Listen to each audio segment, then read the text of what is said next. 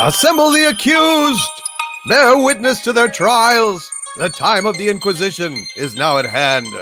Putting pop culture to the rack, the Inquisition calls to account the events of the week, rooting out heresy wherever it is found.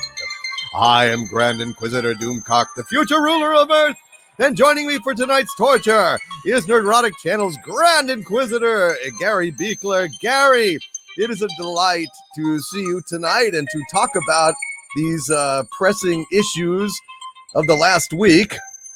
I'm hoping you can confirm for me that all this stuff has happened, because with daylight savings time, I have been sleep deprived and might be hallucinating. It's quite possible. So I'm hoping you'll be able to confirm or deny all the events of Zack Snyder, Geeks and Gamers, Uchi, the discovery by the quartering, and the incredible Dataracer, that there are some scumbags officially associated with Disney trying to attack fans. I don't know. Am I in some kind of weird alternate state of awareness that sleep deprivation has caused me to hallucinate this shit, or is it real?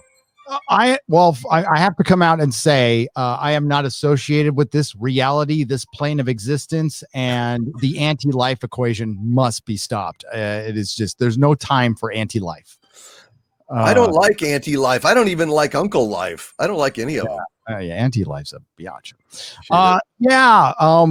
It happened. It's all happened, and boy, has it been discussed quite a bit over the weekend. And I hope to actually get, yes, we are going to discuss the actual movie at some point, although my enthusiasm for it was really high before a few days ago. And now it's just, I think it helped my objectivity a little bit. So we'll go with that. And yes, we will discuss that. More of a focus on freaking Dataracer and the quartering, man, killed it. Oh, they're great. That was instant karma. And that was all this has all been going down over the last few days. And it is, in a way, I think, connected. I have no doubt that that it started out as, I don't know if it was a blog on Medium, right? And then there was the podcast, which we're still waiting for part 2 of, I guess. A feminist podcast, and the world needs that like a fucking hole in our head. Yes, so this feminist podcast apparently, and they're not doxed. Let's make this clear. They put their names on their website, their full names. So you're not doxed if you put your full. That's like me, putting my full name on Facebook and say you doxed me. No, you're not. Absolutely. That is just calling you by your name. Yes. Solves the pronoun issue, doesn't it?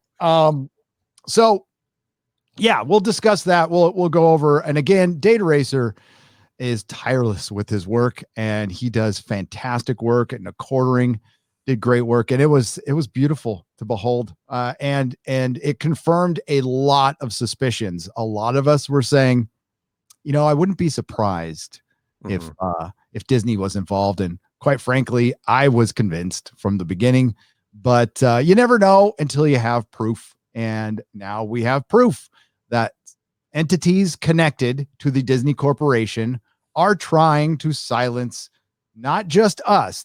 We're just a conduit. Okay. They're trying to silence you. That's what they're trying to do. And the same thing goes with what happened on the charity stream. All right. And again, that thing's been talked about quite a bit. Jeremy put out a video clarifying what went on behind the scenes and a timeline. I highly recommend after this live stream, you go watch it if you haven't. And Jeremy was kind enough to share it with me, and I took a look at it, and he takes responsibility like a man, and he does what he has to do to protect his people, to protect his brand, and to protect his personal reputation. And I'm an amateur. I have no training for this. I just turn on my microphone and we talk.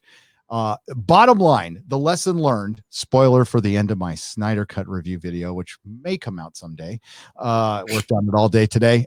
Is the bottom line is it's about the fans. It begins and ends with the fans. And no matter what drama happened outside of a movie or with a charity stream and what happened to any particular person. And yes, you can separate two things. You can have empathy for Zack Snyder for what happened to him and his family.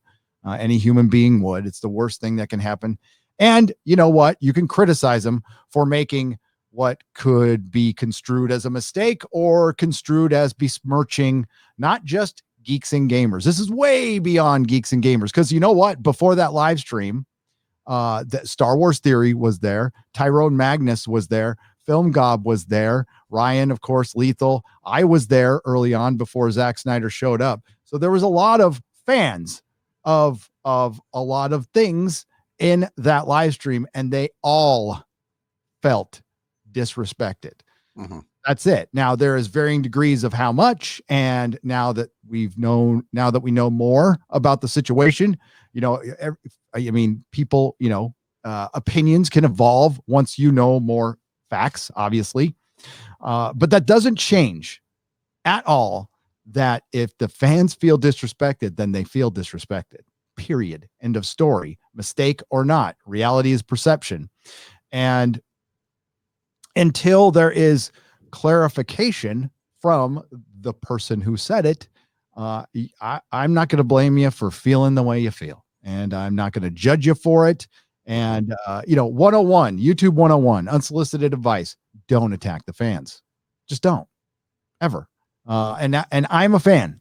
Mm-hmm. And I tried to separate that while I reviewed the film, and I did for the most part. I get over shit. Yeah, but there was over $100,000 raised for that thing, man. That is incredible, phenomenal. And that focus was completely blown. Was it blown by the fans? No. It was ultimately, it's Warner Brothers. Warner Brothers got their little panties in a twist, and Warner Brothers, who has fucked up this. I mean, we can go all the way to the beginning. They fucked up the DC universe from the beginning. They've had a bad relationship with the fans from the beginning. I mean, how much the drama outside of the Snyder Cut is at least as compelling as the actual movie. From Joss Whedon to Ray Fisher to the fans to the John Campies of the world saying they had sources that it didn't exist, and of course it did. And of course, seeing the Access Media take a giant L. Yeah, that's why I was enthusiastic for this thing, for the fans. That's where my motivation came from. Mm-hmm. And having empathy for Zack Snyder as a human being. But that went sideways, absolutely sideways. And a lot of pots got stirred. And the one thing we all have to keep in mind, and I keep it in mind all the time, it's always been there, is Hollywood's going to be Hollywood. All right. The story of the frog and the scorpion, right? Yeah. That's Hollywood. Hollywood is the scorpion. They're going to be they're going to do what they're going to do. Even the people who are on our side quietly, and I know you're out there because you've contacted all of us. Mm-hmm. I've said it's kind of time. It's not kind of time. It's time you start speaking up, because if you don't, nothing is going to change. Now, the one positive takeaway from this, and I said it on that live stream before, is Warner Brothers was scared of geeks and gamers, and people at Disney are obviously scared of us. And in a very metaphorical way, they should be scared of their customers. They should be scared that we are going to take away our money. The reason you're here is because of the customers. The reason I'm here is because of the people who subscribe to my channel. Mm-hmm. And that has to be in the back of our minds every second of every day. The customer is the boss. So that is the lesson that, I doubt Warner Brothers or Disney will learn, is the fans are the straw that stirs the drink and pays for your shit and makes your franchises worth billions of dollars until they're not.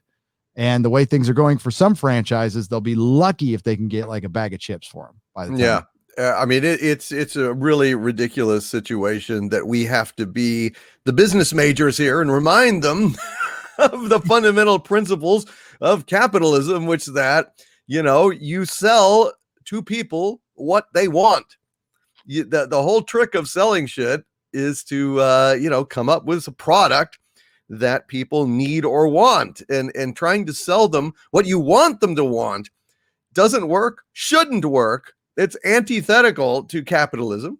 And I don't know why we have to keep reminding these people of that. Now, you're right. The frog and the scorpion, you're absolutely correct. My thing is, like, people were saying to me, Hollywood doesn't have our best interests at heart, and doesn't care about what we think, and doesn't care about us as fans. I agree with all of that. But the simple fact of the matter is, we've got to make them care about profit. We've got to remind them with our wallets and by abstaining from giving them money for shit we don't want, that they need us, that they have to be responsive to us. We have to basically bully them into basically behaving. Otherwise, they absolutely will sting us every single time. Because yes, they are not sincere. They're not doing this out of the love of their hearts. They don't give a shit about us, but they do need money, and they do give a shit about money. And that's kind of what we need to leverage in order to make change happen. Now, when the Snyder Cut was announced, I mean, it was a resounding triumph for the fandom menace and fans everywhere. I mean, it really could have signaled a shift in terms of the way Hollywood perceives us. It could have been like a wake-up call, a reminder, if you will. Oh, yeah, gosh, if you build it, they will come. If you actually make something of high quality that fans want, they'll fall all over themselves to get to it and to reward you with money. That's how capitalism works. I don't know now what's happening with that. I don't know. I know that the enthusiasm for the Snyder Cut has been dimmed by all of this. And I'm a little worried about it because, it would be so easy for these liars out there, these people hostile to the fandom menace, to say, yep, look at the Snyder Cut. It came out. Fans didn't turn up because there's no pleasing fans, and it's a mistake to listen to them ever. Don't do that again, which is absolutely the wrong message. But of course, nuance is absolutely lost with these people. They're not going to care that, Zack Snyder came and deeply offended virtually all of the fandom menace in one fell swoop. That's not even going to figure at all into their propaganda. And I just worry that this whole thing is turning, victory into defeat. Yeah.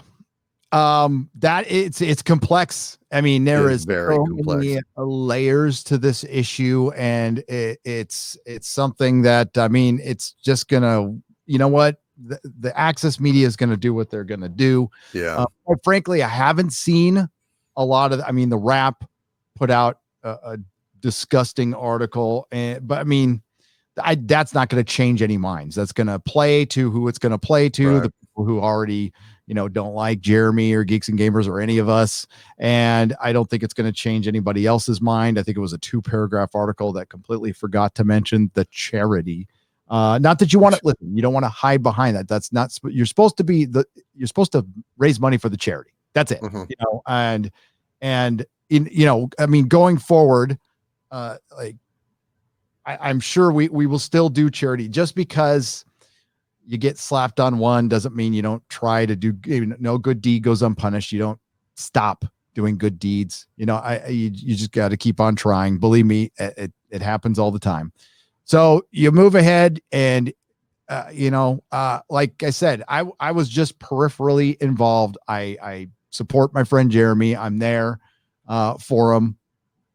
And that's one of the really unique things that we have that I'm appreciative of, especially, our little group. Hey, it's not perfect, but we all have each other's backs, and that's a rare thing on this platform. And I am grateful for that. through business dealings and stuff, I've learned a lot of very hard lessons through many, many, many mistakes. And it's so I'm able to see a few things coming, just because I'm old, but it's, it still happens. It still happens. And it gets people riled up, as they should be, I mean, like it's the perception of it is so bad. It's so bad. But I think a lot of people have talked it through. People have had their say, and we're not going to stick on it all night. Personally, I think enough has been said. And like Jeremy said in his video, until we hear or don't hear from Zack Snyder. But at this point, I mean, when you have to ask for clarification, I mean, yeah, that's all I can say on it, until we hear something different. What's said is what's said, and that's it. I would what Jeremy's doing over on his channel is a different thing than what I'm doing. Like, he's got a master plan. He's got a whole crew of great people, and they are trying to be the Barstool Sports of nerddom. And that's a brilliant idea. For various reasons, I don't want to oversee an army of people. I have no interest in doing that at all. No, I didn't love being a boss. I know some people do. It was okay with 2 or 3. Once it got more than that, it was a bit of a headache for me personally. I'm just not the kind of person that needs, but it's not judging. It's just, that's what kind of person I am. I like to keep it very simple. Very simple, and that keeps my personal life very, very simple. So far, I think what I've seen from the fandom is we tend to take a negative and turn it into a positive, and it hasn't hurt Jeremy. It hasn't hurt any of us really. So, and then for it to quickly be followed up with the quartering and Dataracer catching these 2 young ladies with their bullshit. I thought that was a nice turn in the narrative. Kind of like, you're not going to know, but like, cause you do your own show on Friday, kind of like Moist did in our chat on Friday Night Tights, which was a beautiful thing. The word moist, just a single word, can change the flow of a chat, and to see it happen in real time was hilarious. Hilarious. And again, I'd like to thank my mods. Thank you. Thankless job. You guys are great. We love the Nerdrotics. So Dataracer put up a tweet. I think it was on the 19th, right? Was it the 19th? And he says, the rewriting Ripley. I can even share it. Let's share it. Yes. Why don't we share? Make sure my messages aren't showing. I hate that feature on Twitter, where your little messages pop up on the right. Oh yeah. Yeah. Hey, Batwoman is airing on the CW. Sponsored trend. Here we go. The Rewriting Ripley podcast, trying to deplatform Star Wars YouTubers, is being run by a Raylo SJW. Katie, we'll just say Katie. She says TLJ haters' opinions are violent, have damaged her mental health, and she fears for her life because fans criticized a movie. And many people were targeting. They were targeting EBS. They were targeting Ryan Cannell in their first round. I mean, they centered it around Ryan Kinnell, and I was included in there. You were included. Everybody was. They didn't miss a beat, except for having actual facts. Right. Right. And it's Raylo's. I laughed. Oh my God. So I'm sure they believe that they feel like that opinions about a film. I thought the Raylos were pissed about the Disney trilogy. I thought you guys, it was dead to you. Yeah. Listen, judging by all the wailing and gnashing of teeth and cries of horror when Kylo Ren died after the kiss in theaters, those were, oh my gosh, priceless pieces of footage that were leaked from theaters of all the Reylos whining and just tearing their hair out about this terrible tragedy to their love story. But yeah, I guess maybe they've forgotten about that, or maybe because these Reylos are allegedly affiliated directly with Disney or Marvel, or what exactly has it been determined that one of them works for? I think I saw somewhere that I don't want to do that for too long, but I think I saw.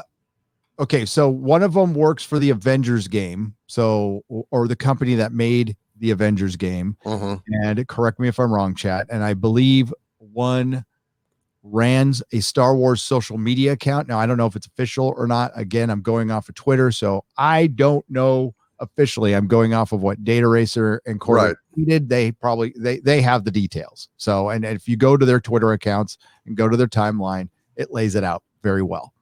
And on Friday, the quartering was going after him, and it was great. And I was doing a show, so I had to kind of look at it later, but he was just kind of hitting them with the same thing they hit us with. Especially when they clipped a video that said something, listen, pretty bad when taken out of context. But they edited it in a way so it would sound that way. So what Jeremy did was, why did you edit that way to make it sound like it's violence towards a certain group of people? I'm trying to be careful here. And that was genius, by the way. Absolute genius, Jeremy. I thought it was funny as hell. And it got them to scrub everything and panic, especially when they found out their names were public. And, oh, no. Oops. Yeah, whoops. They tried to claim doxing and all this crap. And yes, doxing is bad. Anonymity is good on social media if you want it. If you want protection and you're going to get into salty areas, especially when on your podcast it said the salt will flow. It most certainly will. It most certainly will. So, when you, again, this goes to when they write something about our channels and they write something about Jeremy at the Quartering's channel, it's not, again, we're a conduit. They say that, and I don't know if these young ladies understand that or not, but they're saying that of the entire audience.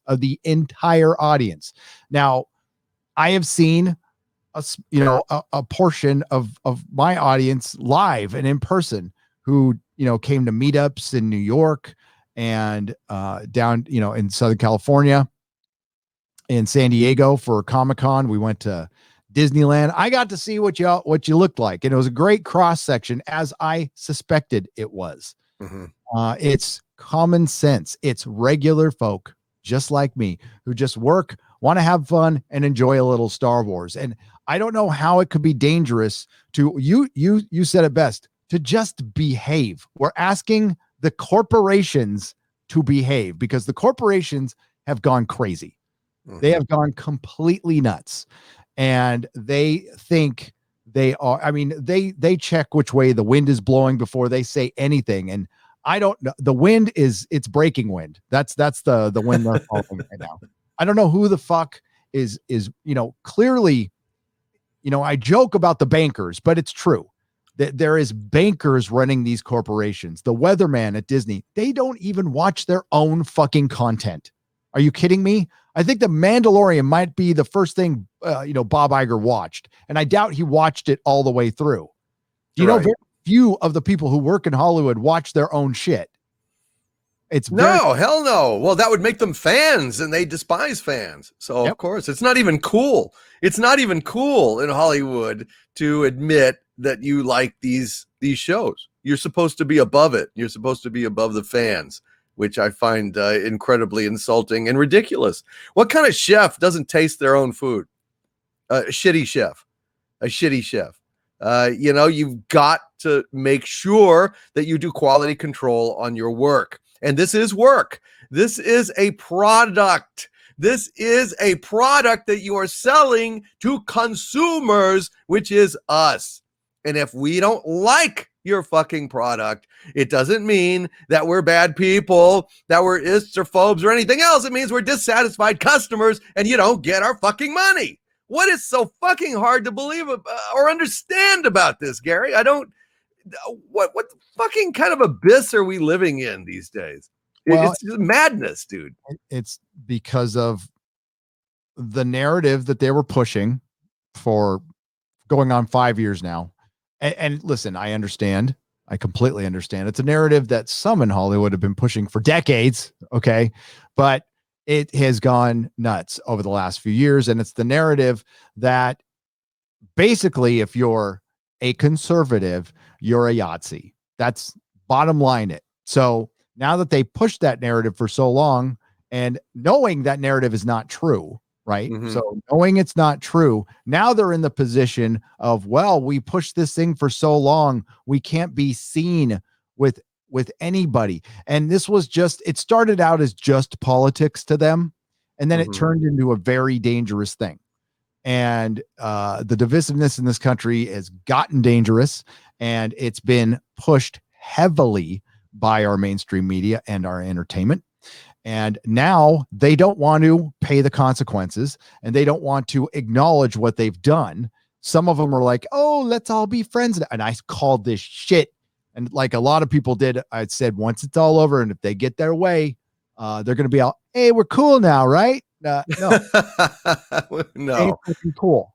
You know, it's just like, man, maybe I shouldn't have done all those drugs and had sex with all those hookers. Now I've got, my shit's falling off. Yeah, that's where you're at. Hollywood is waking up from its hangover, right? And it's a pretty bad one. And they're going to have to put just as much, it's the same as recovery. You got to put just as much time into fixing this than you put into destroying it. And this has to be fixed, right? So of course there's the black pills out there, and with certain individual things, pop a black pill. I have with Star Wars completely. So I'm right there with you. But on life in general and on entire industries and stuff, you can't. No, they need to be fixed. It's part of our society. It's grained in our society. If it doesn't get fixed, then the real bad stuff happens. So you have to keep trying, and you have to keep trying and keep trying. And yes, it's a long process. Nothing happens overnight. And nothing worth having comes that easily, in my opinion. No, it doesn't, but it's worth the candle. I mean, we've got to keep the struggle up. People ask me all the time, well, why are you even bothering, like, reporting on Star Wars stuff, for example? And it's my feeling, well, shit, where Star Wars goes, so goes Doctor Who, goes Star Trek, goes all these other franchises. I mean, it's all one thing. It's all the same war, just different fronts on the same war. And if we can even save one of these franchises, and some are too far gone, I think Doctor Who, forget it. It's dead. Star Trek is almost certainly dead. I mean, it's just like Kurtzman has his hooks in it so deeply. They're still moving forward with a goddamn Akiva Goldsman Strange New Worlds. So that's going to suck. Once again, another mortal blow to Star Trek. But, at least there are rumblings that there are, resistance fighters and people trying to restore a little bit of sanity in Disney, in Marvel, in Star Wars in particular. I don't know. I think we have to keep fighting, even though it hurts, even though we get insulted, even though we get discouraged, even though they lie about us constantly. We still have to keep fighting. And I don't know what else to do. If you give up, it's like Victor Laszlo in Casablanca saying, why do you ask why I keep fighting? If we don't keep fighting, the world will die. Fandom will die.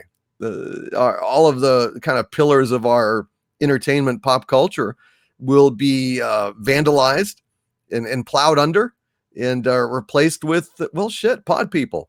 I mean, basically we're seeing Invasion of the Body Snatchers in Hollywood right now. A Star Trek Discovery is a pod person, bizarro duplicate of Star Trek. Jodie Whittaker, Chibnall, it's a pod person duplicate of Doctor Who.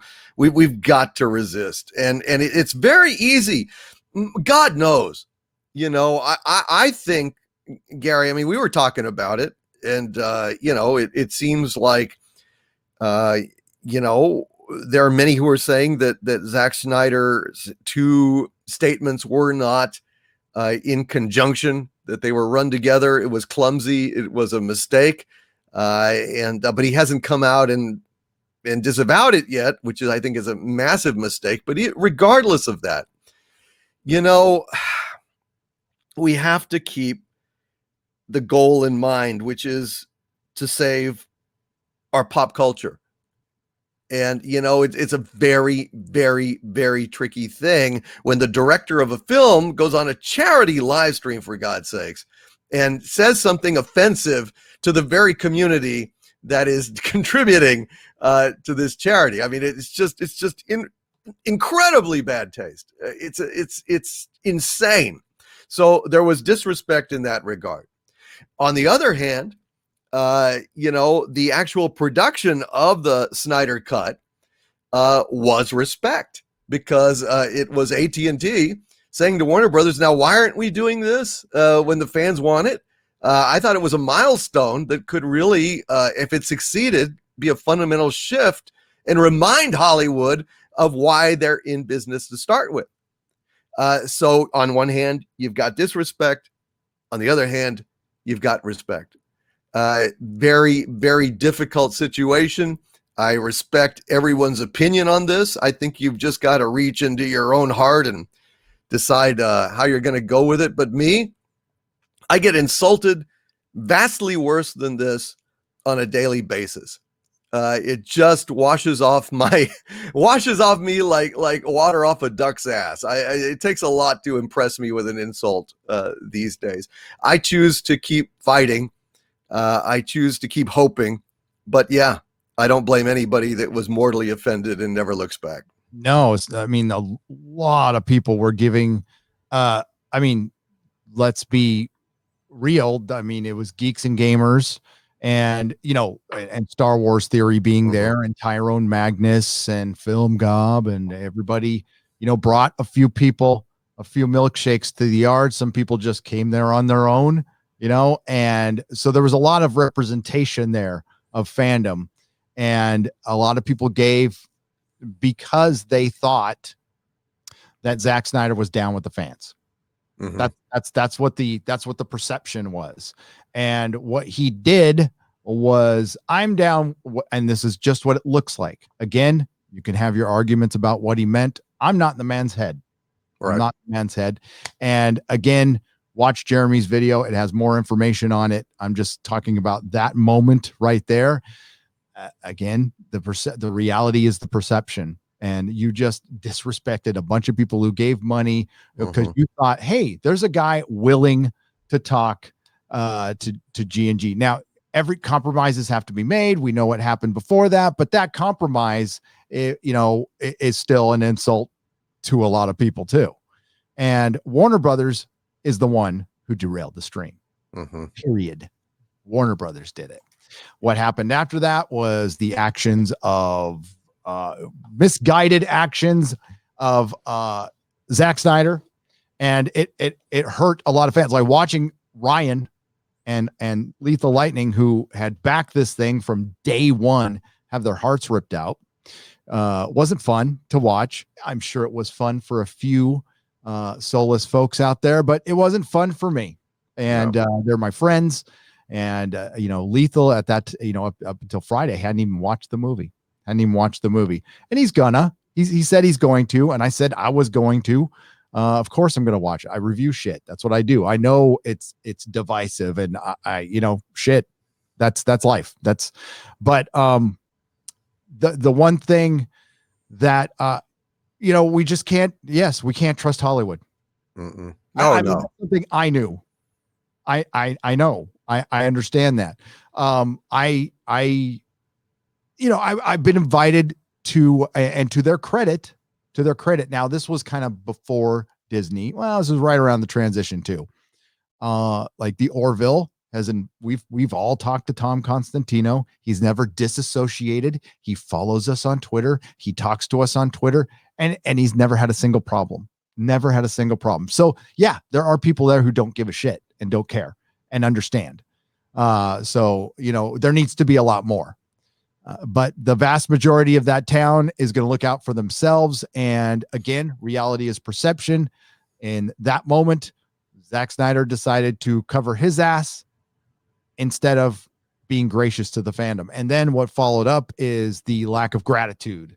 Now, there might be a reason for that too. Well, until I hear it, I don't know what it is. So fans are going to speculate, and they have every single fucking right to. That's what we're here. We're here. This is your voice. This is our voice. And we came here because we don't have one anywhere else. I've told the story a million times. I started gravitating to YouTube because more and more the sites I used to go to just to get, normal information like, oh, spoilers on this movie or whatever, started giving me their opinions on stuff. I'm like, oh, I don't care what you think about this thing. Tell me, like, fucking is Tom Cruise going to be Green Lantern? That's how long ago it was. And and yeah, and that's what, and I started, and that's, content is a key word here. The reason the Snyder Cut exists is mostly because fans wanted it and AT&T noticed, but it's not all the reason. The other reason is the coof, obviously, and the other reason is Game of Thrones failed miserably, and Warner Brothers, launched HBO Max with nothing, and all of a sudden a larger emphasis came down to content. They are obviously desperate because they took their entire 2021 schedule and put it on their streaming service. We get to see Godzilla and King Kong like next week, right? I'm thrilled. Can't wait. Yeah, I'd much rather see it in the theater, and I think I'm going to be able to do that, which I'm very happy about. But that is also, America hasn't had the distractions. We've all been largely at home, and it hasn't been good. And we haven't had those distractions or escapism for a long time. And we're starting to feel that lack of escapism, that lack of, can I take a break from this bullshit for a minute, is starting to wear on people. It's wearing on people. It's worn on people. It's past worn on people. What am I kidding? So that void is there. Now, yes, everybody's going to bring up the independent sphere. Yes, absolutely. Support your independent creators. That's what you're doing right here. We are offering alternative. Yes, we talk about their stuff, but you know what? I don't need to talk about their new stuff all the time. And quite frankly, as far as Star Wars is concerned, I will cover the news. I will not review anything from Disney Star Wars. I have no fucking desire. I don't care about that world. I don't care about the characters. It's quite frankly a lame product. It's lame. I give myself a wedgie if I fucking watch Star Wars, Disney Star Wars. It's just lame. I mean, like, let's be real, okay? The Mandalorian was average, and we were praising it like it was a puppy or something. And you wanted to do that. You're like, oh, the Disney Star Wars is turning the corner. No, Kathleen Kennedy just wasn't paying attention very much to Jon Favreau, and he was able to get away with some stuff. This is just my opinion, by the way. And now she's paying attention, and she done fucked up the one good thing she had. And honestly, it wasn't that great. It just wasn't. It was very average at best. And Falcon and Winter Soldier, wow, they managed to get an episode past 30 minutes. Fucking great. Well, I kind of wished it was shorter, but we'll talk about that. Me too. But like, let's sentence. Okay, so we're gonna sentence not the drama. We're gonna sentence those two ladies, and Zack, careful though, unless they try to say that you're doing hate speech or any crap like that.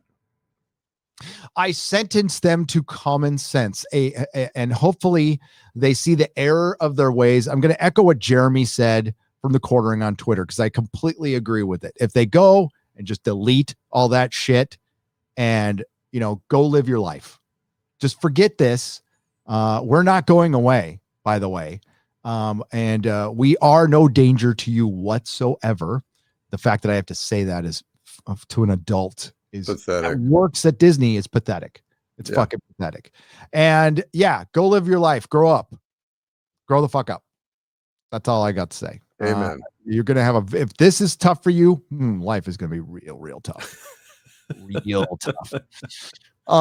And as far as Zack is concerned, I still hope he comes out with a clarifying statement. I don't know how well. No, I don't think people are going to take it very well. I'll tell you that. He can come out with a clarifying statement, and the response will be a resounding, "Why were you asked to do that?" Yeah. Why? Yeah. People want to know. This is why I stay the fuck away from internet YouTube drama, because I share subscribers with a lot of channels. I subscribe to a lot of different channels. And when I see two YouTubers, and it happens, all right, not judging, I don't want any part of it. It's a giant distraction, keeps me from making content, the stuff I want to talk about. And quite frankly, I don't think anybody comes to my channel for that kind of shit. So that's why I don't make videos on it or anything. I just fucking try to avoid it, even when I'm pulled in the stuff peripherally, right?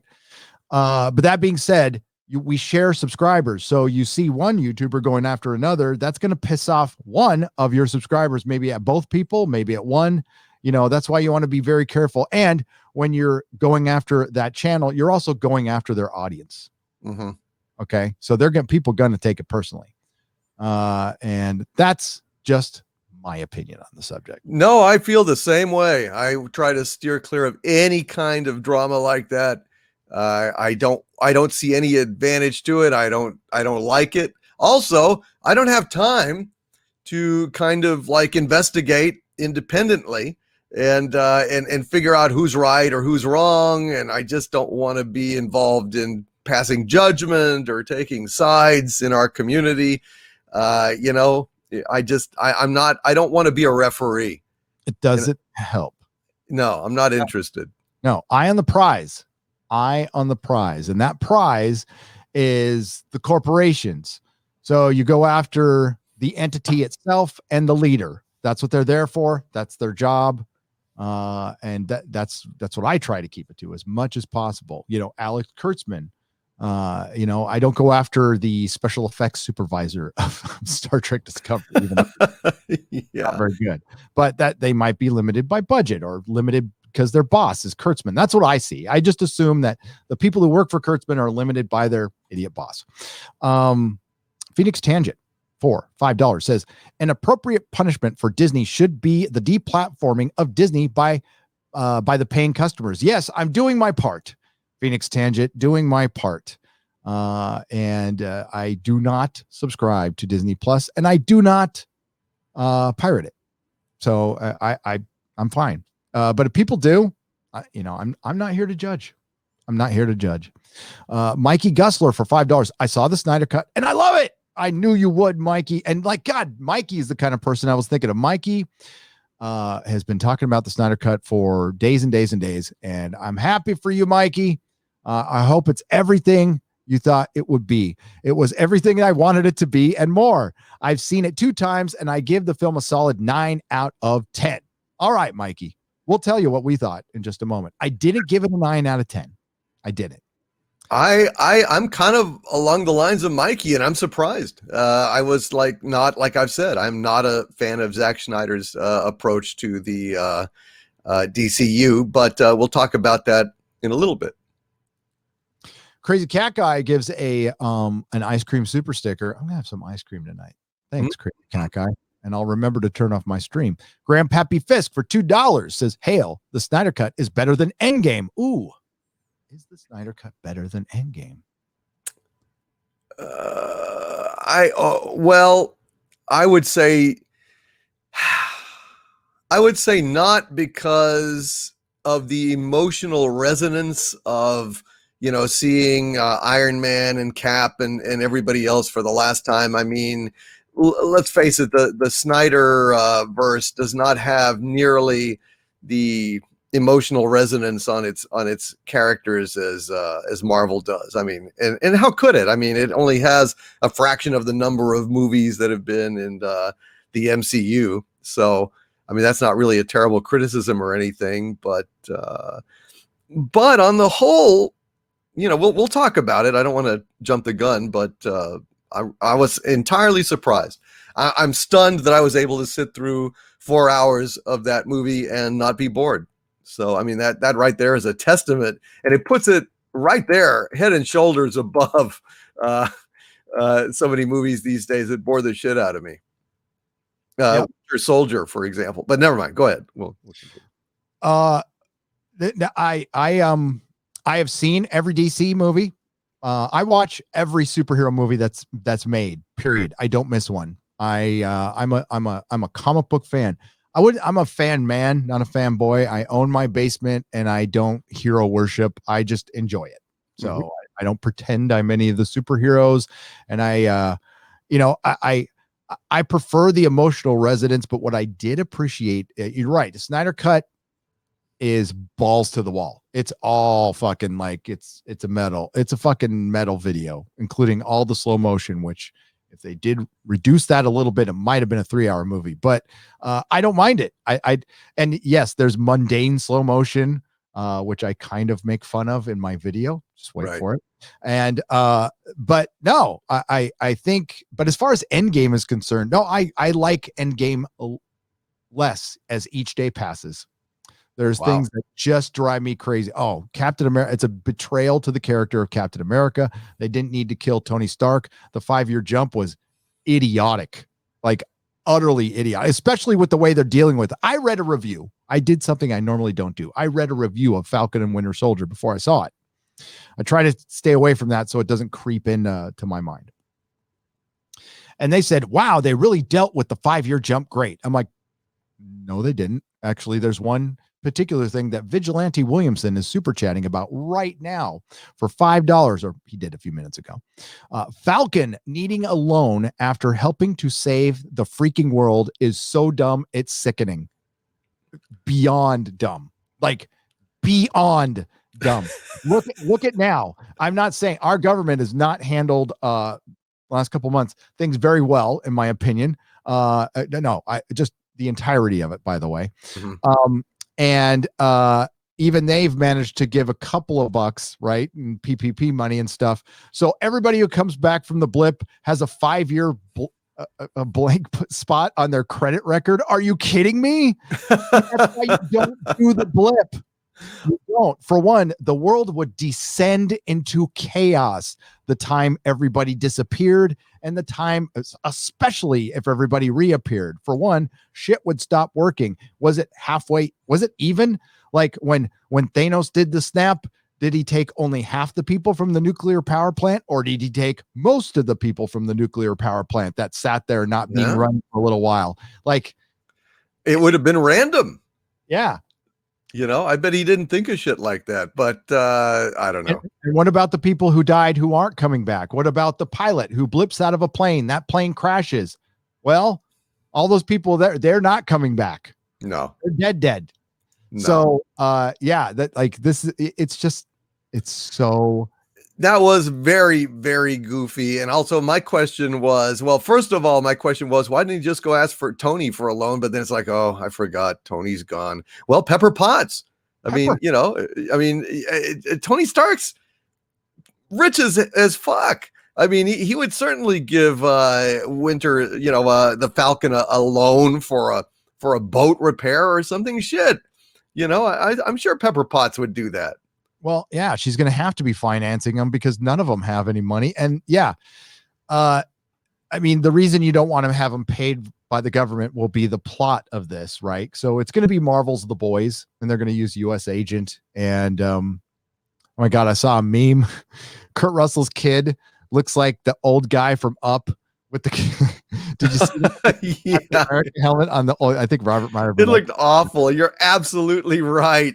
You nailed it. That's what it was. But it was like, oh, he's got this squashed kind of Pixar face. You're absolutely correct. 100%. That was goofy looking. What the fuck was that? I don't know. I know you cast him because he's Kurt Russell's kid, but like he looked looks terrible under the mask. Does that mean we are moving on to a review of Falcon and Winter Soldier, or is this just an incidental? That's just incidental. Let's Okay. do Snyder Cut. Let's do Snyder Cut first. All right. Then we'll get into Falcon and Winter Soldier because I got plenty of to say about that. Plenty. Oh yeah.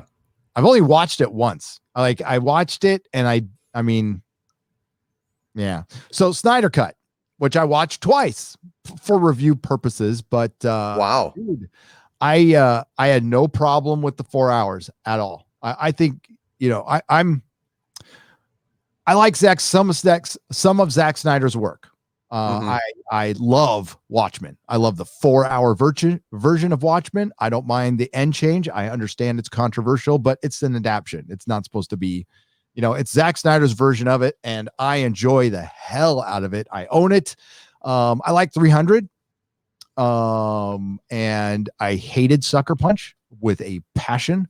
And yeah, I don't know how I'm going to feel about Army of the Dead when I see it, but you know, Zack Snyder, you know what you're going to get. It's like this heavy metal. Everything's going to look fucking good in slow motion.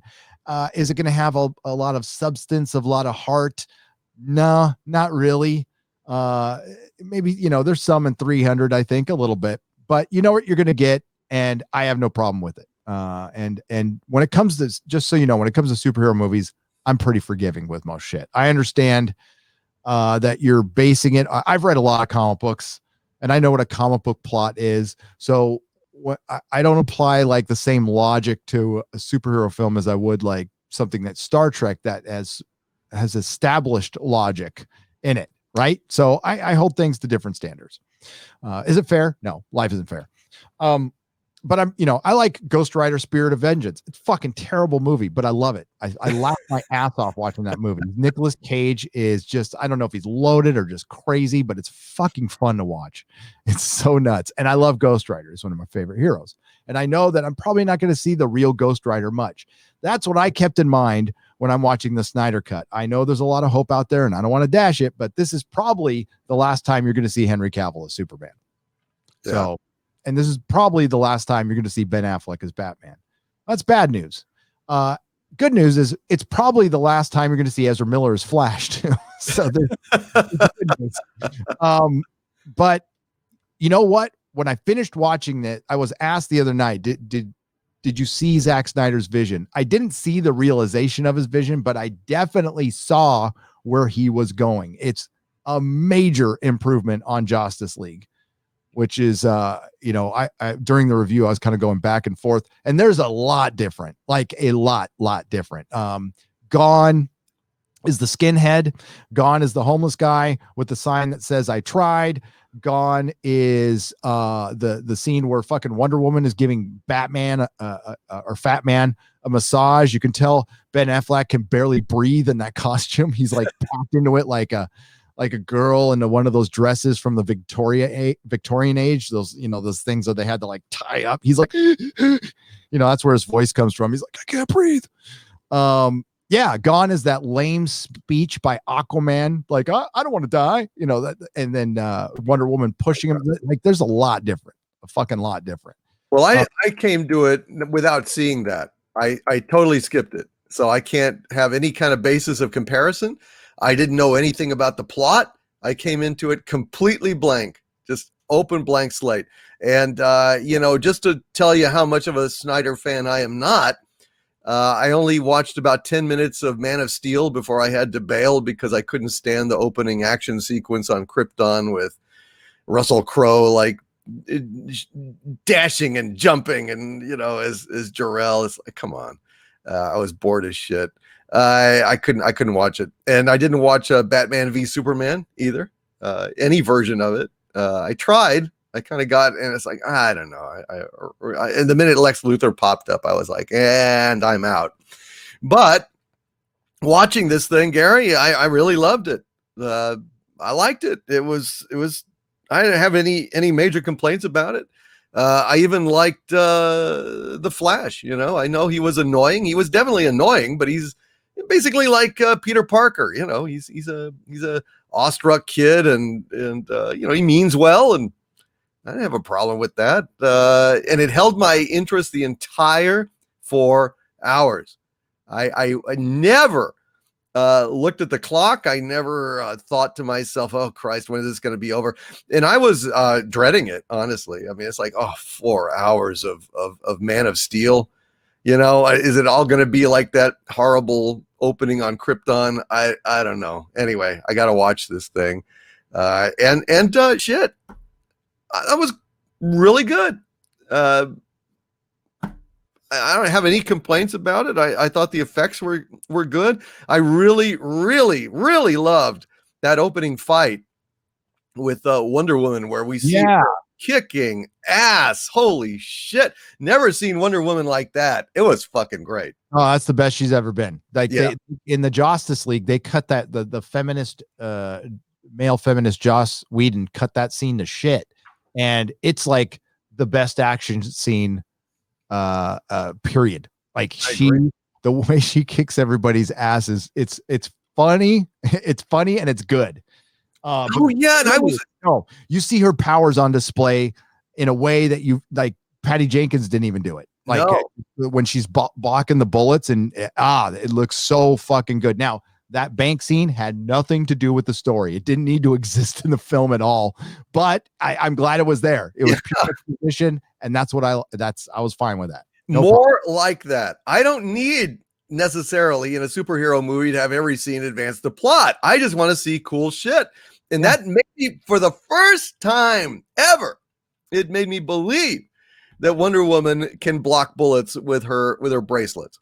You know, I mean, you've seen it before. Yeah. But you didn't really believe it. You didn't have it visceral until you saw that scene. And that shit, that was off the hook. That was fucking great. Yeah, it's fucking good. And it looks solid, man. Like the effects look really, really good. Now, listen, the effects are dodgy sometimes. They have CGI horses. Sure. And their legs are going blah, blah, blah, blah. But no, everything is longer. Like every single character, every situation is given more time to breathe. It's longer. I guess, I mean, like you know, the only thing I liked about Justice League, which I see every superhero movie, and I was at the time I didn't know about the drama or anything. I'm just like watching it going, I like the opening Batman scene. Thought it was good. Mm-hmm. They were paying homage to Burton Batman and everything. It was fine. But that movie just looked a mess. It just, you could tell they put a layer of red over it, over everything. And then fucking Steppenwolf looked, and that's where the biggest improvement was the villains, period. Steppenwolf looked 1,000 times better, while not perfect, but you can see him at least emoting a little bit through his CGI. They remodulated the voice, which made him sound more menacing. You got more of a sense of doom when they started out the film with the death of Superman and the sound waves kind of waking up the mother boxes, and the mother boxes calling to Steppenwolf. I would have liked, believe it or not, there's something missing in the 4-hour movie. I would have liked to have seen the banishment of Steppenwolf, or at least a little more context for that. I mean, you get the idea though. You get the idea, and it's a comic book plot. It's fine. And yeah, he's 1,000 times better in this, and a more menacing villain, and beats the shit out of pretty much everybody. I thought the Themyscira scene was better than I remember. It was longer. Everything's longer. Everybody's got more of a plot. But yeah, the nitpicks I have is there's some stuff missing. I'd say that Steppenwolf is overshadowed by Darkseid. I would have loved to have seen them battling Darkseid.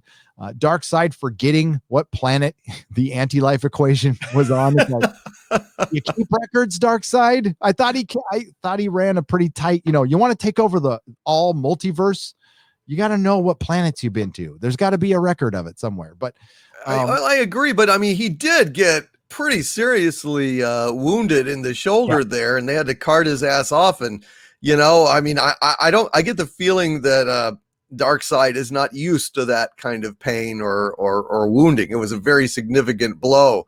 That was a cool scene too, man. Dude. All those Amazons charging, all of the races of men. I mean, it felt a little bit like Peter Jackson. It felt a little bit like Lord of the Rings in terms of all these armies queuing up. I liked it, man. It was good. The battle in Antiquity was fucking awesome with Ares and Zeus and and fucking Amazons and the Atlanteans, and that, yeah, and that gives you an idea of what, like, probably where they were going with the battle of against Darkseid. With all the DC superheroes, they were foreshadowing that. Now that's just flat out not going to happen. And I promise you, that people are going to wish that they stuck with this by the time we're done with the DC Jar Jar U, which is utter shit. It's gonna Ava DuVernay's New Gods. I mean, like, for one, somebody got a Kirby character right. And I don't want to spoil too much of my review, but DC fans, I understand your frustration with Marvel fans and normies. I completely understand. There are people out there who think like Thanos is a ripoff of Darkseid, and you're like going, no, what? Yes, Darkseid precedes Thanos. And well, DC precedes Marvel. The Justice League precedes the entirety of the Marvel universe, which started with Fantastic Four #1. Sure, there's Captain America stuff, but we're talking about Marvel here by 3 years. So I understand DC did it all first, but it's not how you start, it's how you finish. And DC has been playing catch up instead of playing to their fucking strengths. And that's what I kind of saw in this is Zack Snyder. Listen, the whole dessert first thing was stupid. You don't form your team first. The one thing they should have copied from Marvel is you start with one character and you take your fucking time and you build up. But given that he did the best he could in an impossible situation. And playing the DC strengths is, well, DC, I mean, to most normies, it's all men and women in tights. That's all it is. What's the difference between the two superheroes? Huge difference between Marvel and DC. And there's a lot of people who don't understand that. And DC doesn't have a continuous continuity.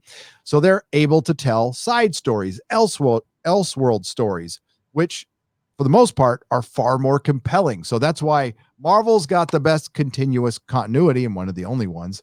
But DC, in a lot of cases, has the better stories. In most cases, in my opinion. I was reading more DC than Marvel in the 80s because as soon as Dark Knight Returns comes, that it was the Longbow Hunters and fucking Man of Steel. Oh yeah. Oh, dude, and Justice League and fucking Teen Titans. Like, it was so good in the 80s. Yeah. So you could just adapt some of that shit. And, Zack Snyder just tried to mix too much in. I love Ben Affleck as Batman. He looks like Batman. His costume is comic accurate. He looks like Bruce Wayne. It ends there, though. I mean, other than the murder count and the fucking giant guns on all his stuff, I get it. He's Frank Miller's Batman at that point. But that's screwed up. It's because you have Superman coming in so late. Like, Superman should be the first. You should just go in the order of your fucking universe and follow that. Superman, Batman, Wonder Woman, introduce your holy trinity, right? And then you can go from there. You can throw in an Aquaman and a Green Arrow and all that. That's, I mean, woulda, coulda, shoulda. This is still the best thing Zack Snyder has done in the DCEU. And as far as DCEU movies, which I'm not going to count Joker, it's technically a DC, but it's not DCEU, which is the best, absolutely the fucking best. And the worst being Birds of Prey. I would say this is the best DCEU movie, the one I probably enjoyed the most. I agree, even though I haven't seen them all, but I mean, it's the only one I got kind of lured into watching all the way. And I start to finish, man. Start to finish. I was like, I hope they're going to do a sequel and we get to see him take on Darkseid. But why not? Oh, why won't they? I would love it. But Warner Too Brothers. expensive? Warner Brothers. Well, yeah, they wasted $500 million on J.J. Abrams. You're so dumb. You're so dumb. You could have taken that $500 million and made an entire DCEU that would have gone on. Sure, it got off to a very rough start. You could have fixed it. It's better than like restarting all the time. Now, I know some people are really excited about Robert Pattinson's and Matt Reeves' Batman, and I don't know. It might be good. All right. I'm doubtful. I'm seriously doubtful, but I would be happy to be proved wrong. Happy to be proved wrong. Of course, I'm always hoping for the best. You know that. That. Shit. I approach these movies always with an open mind. Even not being a fan of Snyder's, even not liking his take on it, I came out of this movie and recommended it wholeheartely without any reservations whatsoever. And that's the way I am. I am an honest reviewer. Jesus God, if Ruin Johnson made a great movie, as much as I hate that round-headed piece of shit, I would fess up. I would give it a great review and tip my hat to the guy. Same thing, even if Kurtzman somehow, by some weird, freakish accident, made a great episode, even a single episode of Star Trek that was great, I would admit it. It's never going to happen. It's impossible. It's impossible. But I really want to see these guys take on Darkseid now. I thought it was beautifully built up. The villains were, I mean, Desaad and Granny Goodness. I wish she would have said something. Do you think she just stands there and like waits for him to walk around and then bows to him and but no, that whole thing, Ray Porter as Darkseid was fucking perfect. That's why I go to watch these. I just want to see these things. I want to see these characters in live action. And unfortunately, we are about to return to the era where we all started out in, dreaming about, man, I'd love to see Silver Surfer in a movie. Well, we're on the precipice of not seeing the heroes we wanted to see ever again on screen. I hope that's clear to absolutely everyone, unless you speak up, and you got to speak up with your dollars, because they are ready to move on. Like Marvel, and we'll get into it. I don't want to get into myself, but they retired Captain America. And just watching that again, I just flipped my shit, especially with what Sam said. But back to the Snyder Cut. You could tell this was done at a time before identity politics completely took over Hollywood. I'm not going to say it was, listen, what was there was really light. Okay. Was there a bad dad trope? Yes, there was. They redeemed the dad, but he had to die. But the other stuff is from the source material. Okay. It's from the source material. There was the one little scene. I didn't take much from this. There was the one little scene where Wonder Woman told the little girl she could do whatever. Wonder Woman would say that to a little girl. She would. Of course, she's lying her ass off. And if people think that's feminist empowerment, just, put in your mind who the creator of Wonder Woman was. Yeah, Moulton, who was a bondage fetishist who was actually into polyamory, right? He had a fun life, that guy. Charles something Moulton.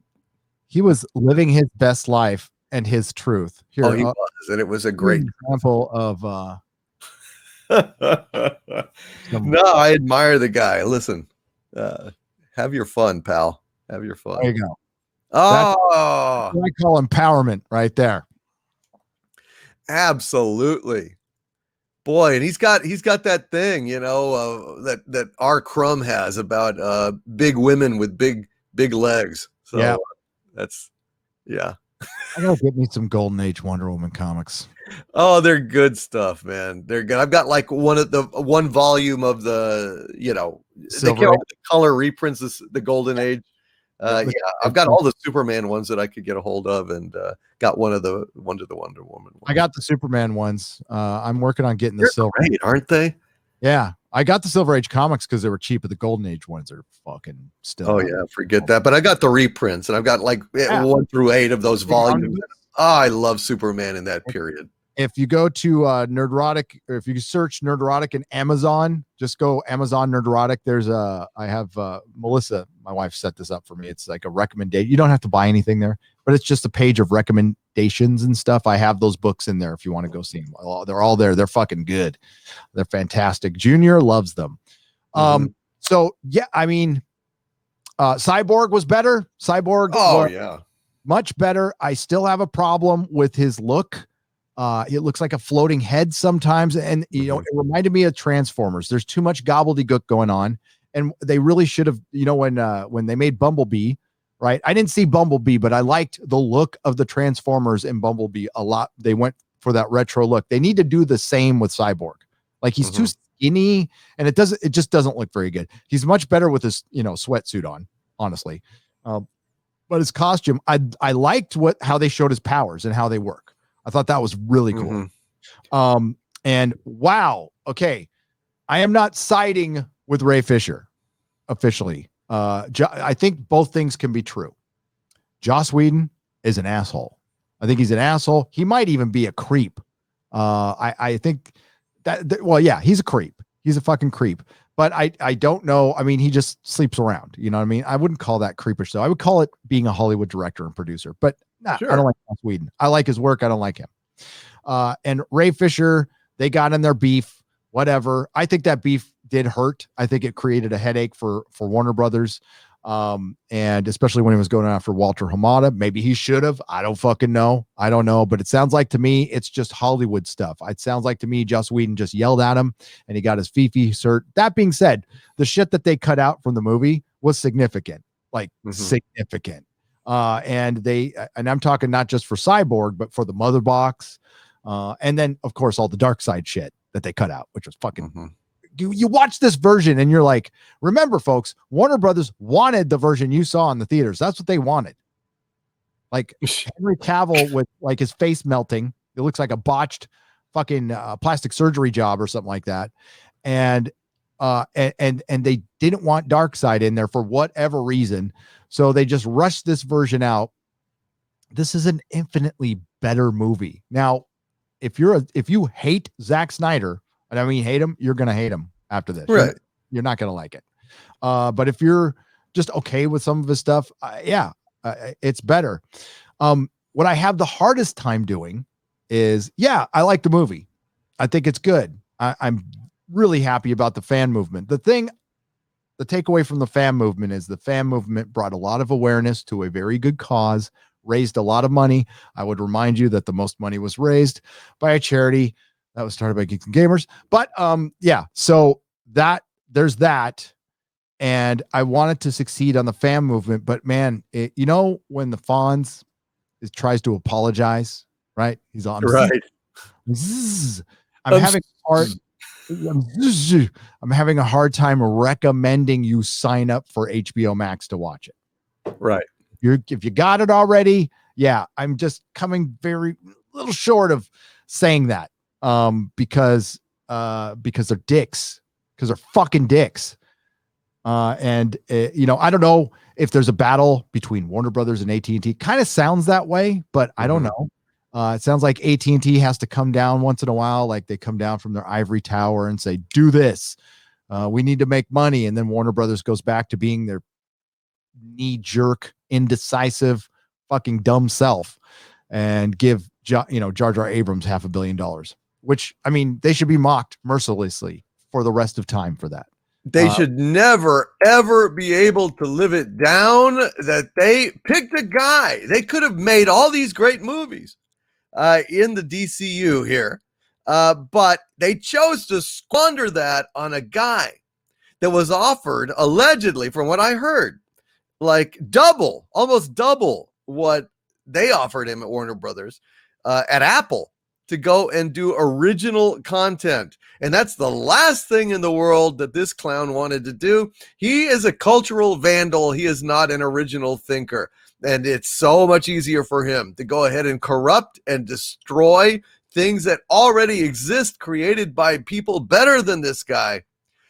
He would be lost. He wouldn't know what the hell to do with a whole slate of original projects over at Apple. Nah, I'll take half of the money and fuck up your mythos in a minute. That's what I want to do. It's just fucking pathetic. Ta-Nehisi Coates, Superman, and they're going to try to market it like Black Panther. That's their whole goal. Is just Jar Jar copy shit. So I promise you, he will produce that movie. They will make it. It'll be a couple of years, and they're going to release it in February. And they're going to try to copy the success of Black Panther with Superman, and they're going to say it's for progress. It's the derivative of a derivative character. Black Panther was a cultural moment, because it was an original character, a real groundbreaking character that Marvel comic book fans like a lot, a real Avenger. Right. Very believable if he would have led the Avengers, not fucking Carol Danvers. If Black Panther led the Avengers, yeah, of course. He's actually probably the second best choice considering he's rich and nobody else is. Yeah, you think Black Panther, would have taken care of Sam Wilson. Yep. Oh, that also could be. But that's the thing is that, Superman's not black. Sorry, Tahiki Coates, he's not black. So, it's just not it's not the same thing at all. And this is what we get, and they make these decisions on purpose. They want the first thing in their mind is not progress. The first thing in their mind is, oh, this will piss off a lot of people and get us a lot of positive press. Is that progress? Is that progress? No. Because I promise you, I'm not in anybody's head, but I promise you that's the first thing that fucking hits their mind. It's not like, are we trying to make things better for people? No, they're like, what's going to line our pockets? What's going to get us the most attention? Let's do something shocking. Well, I'm not shocked. It's pretty basic bitch at this point. And Jar Jar Abrams is the most basic of basic bitches. And Clark Kent Superman. You can say what you want, and that's fine. You can, I don't know, create an original character.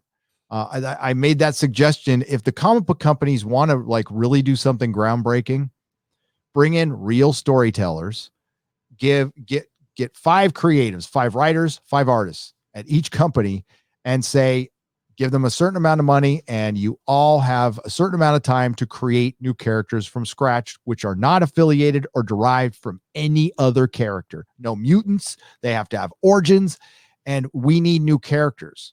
Instead of relabeling the ones we have, which has been going on forever. How many superheroes have actually been created over the last 20 years, 30 years that have stuck? Like little to none. The X-Men was the last place where you can introduce new superheroes and stuff. But instead, we have like the 5th version of Captain America, who's gay, on Pride Month, and completely ignoring the actual character that actually broke ground, North Star. They probably don't even know who he is. So that's what we're dealing with.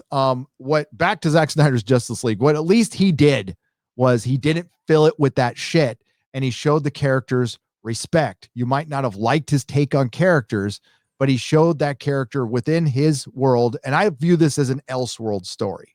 That's why it worked for me. I don't view it as established DC canon. This is an Elseworld story. I fucking love the Nightmare stuff. Loved it.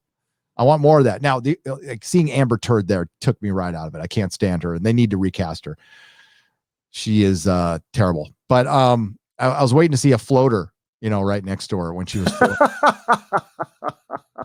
wrapped in Aquaman's bed sheets, floating just right there, little brown ghost just floating through the water. But it's they have no confidence in their creative abilities. They have no faith in their skill at creating a new character that will resonate. It's so much easier to just culturally vandalize everything. That's the problem. Yep. And they don't give any of the creators, well, there aren't none left, but the ones who were there, who were actually genuinely creative, they give them no incentive to create a new character because they'll steal everything from them instead of giving them like a legit piece of the pie where the company could still make plenty of money if the character takes off. Like it would have been nothing for Disney to give Len Wein and the others who created Wolverine or anybody, fucking 2% of something, a percent of $1 billion in revenue or something, but they just don't want to give any. It's not even being fair. They don't want to give any. And that's, that corporate culture needs to change. It's always, we're going to give the bare minimum. We're not going to give any. That kind of shit needs to change. That's something we need to evolve from. You don't need to tear down the entire system. But that's not going to happen. And that's why, Disney's a shit company. It's a complete shit company. It does not deserve any, I'm never going to Disneyland again. Ever. Never setting foot in Disney World. I don't care if I go there for free. I don't want to accidentally, drop a dime there and give them some money. Like, no, I'm fucking done. I'm done with this company. It's horrific, and they've been given too much control. They have too much control over Hollywood, too much control over pop culture, and they are poisoning it. And now all the other companies are trying to copy them, when Warner Brothers is a company that could crush Disney if it wanted to, if it can get its shit together, but it can't. And this is the time. This is the time where DC could grab the baton or steal the pebble from Marvel's hand and actually shine. I think people are over Marvel. I hear it all the time. They're like, it kind of ended with Endgame. It's kind of done. And what do they have ahead? Fantastic Four, X-Men. They're not going to look anything like they do in the comics. Are they even going to be called the X-Men? Probably the not. X-them. That's what they'll be called. Yeah. The X-them. So Snyder Cut, yes, passing grade. Ezra Miller, terrible. He runs like he's on a synchronized swimming team. You think somebody was said, "Hey Ezra, so you're up for this role of Flash. Can you run?" That's an important question that I don't think was asked, because I think they heard when it was. I mean, they even addressed this. Like, yeah, he's got a little trouble running. No, a lot of trouble running. Yeah, it's bad. Now we got a better display of his powers, I thought, and what he can actually do. But I just, like, every time I saw him, no, it's not very good. It's a better, not good, but it's still not good to me. Yeah. Well, I liked it. I didn't mind him so much. I mean, he probably ran the way they directed him to run. I don't know. I don't know. I mean, his legs are flapping out like this, and he's like, blah, blah, blah, like it. Yeah. Nah. And Grant Gustin is better. If they would have just put him in there, that would have been fine with me. But yeah, that's the one, like, real cringe thing I had trouble with. Everything else was just, I don't know. I was fine with most everything else. Aquaman was good. I like Jason Momoa as Aquaman. I mean, it's nowhere near the Aquaman that you and I read in the comic books, but that's fine. It's Peter David Lobo-ish Aquaman. The other complaint I have is there wasn't enough Henry Cavill.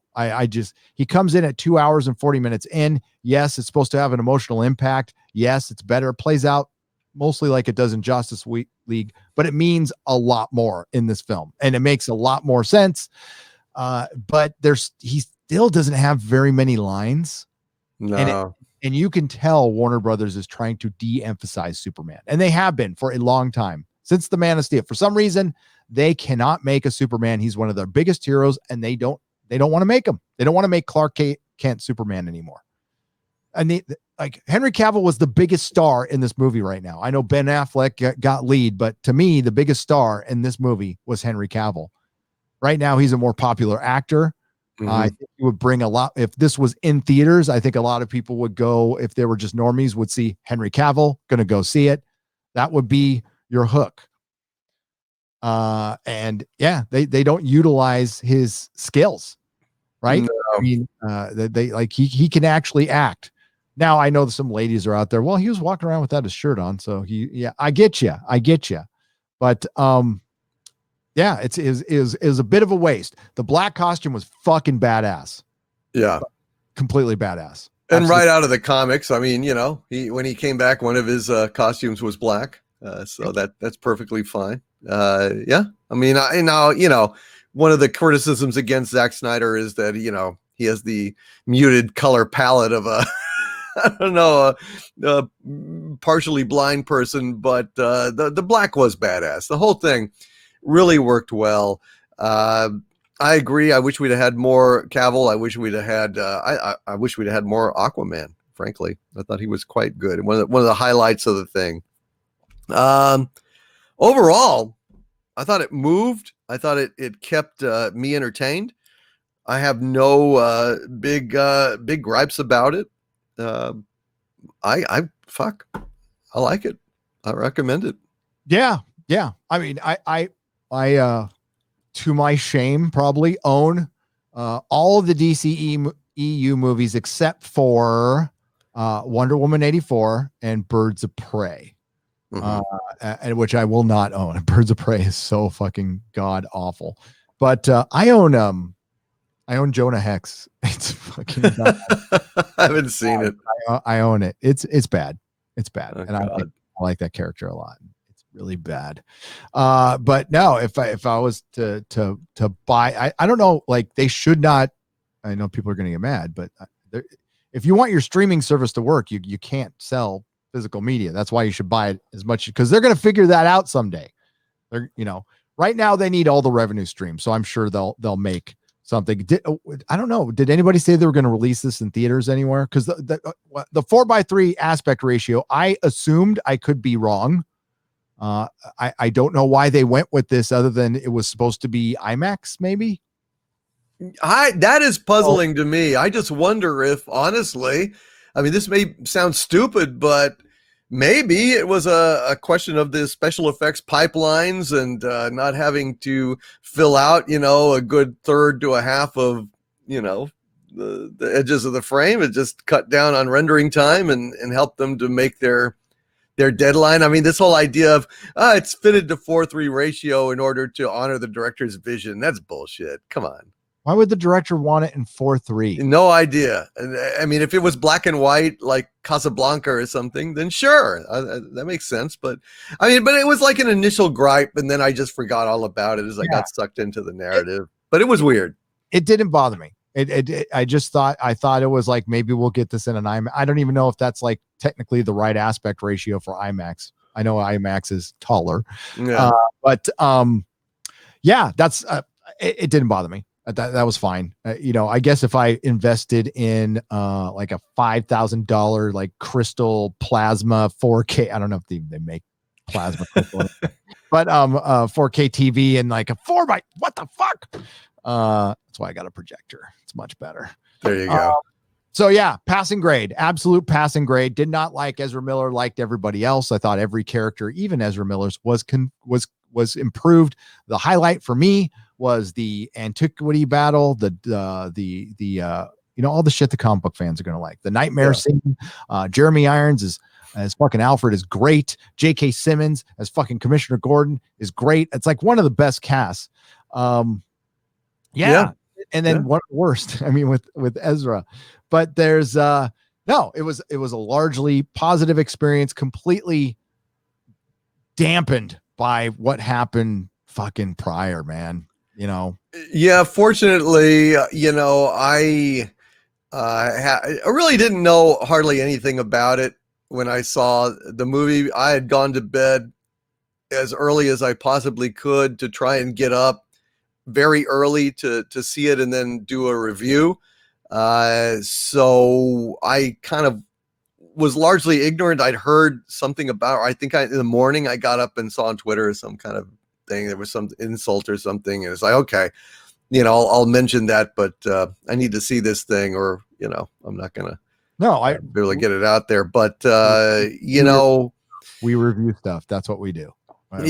And it was, it's been a tough week, man. This daylight savings time shit has really kicked my ass, and I'm only finally now starting to get up before noon. Thank God.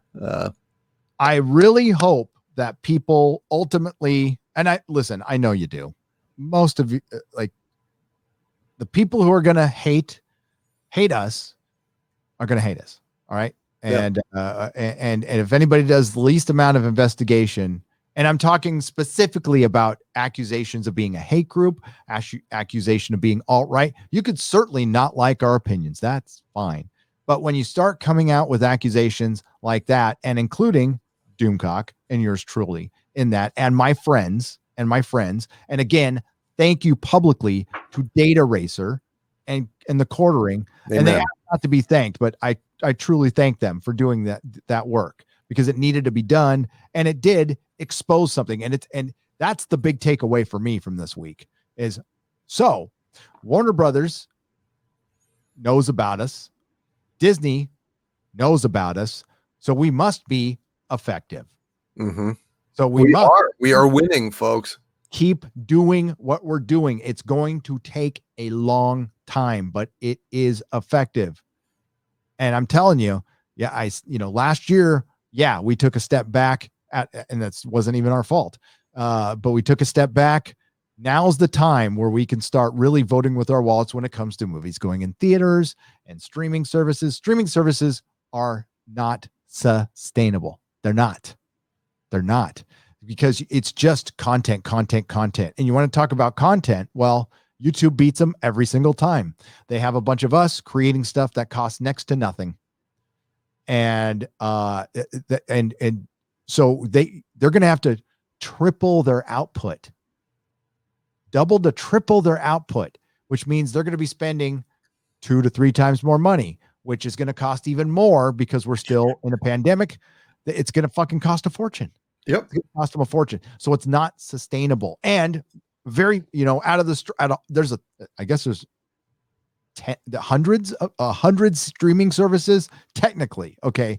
A bunch of side streaming services, but only 5 or 6 of them are going to be the top.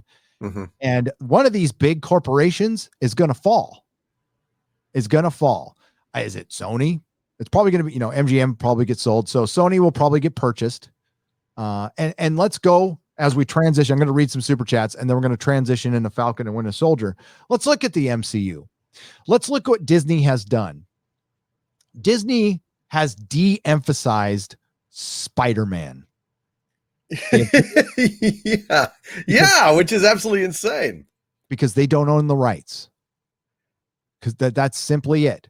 So they made him essentially a fucking sidekick. Yeah.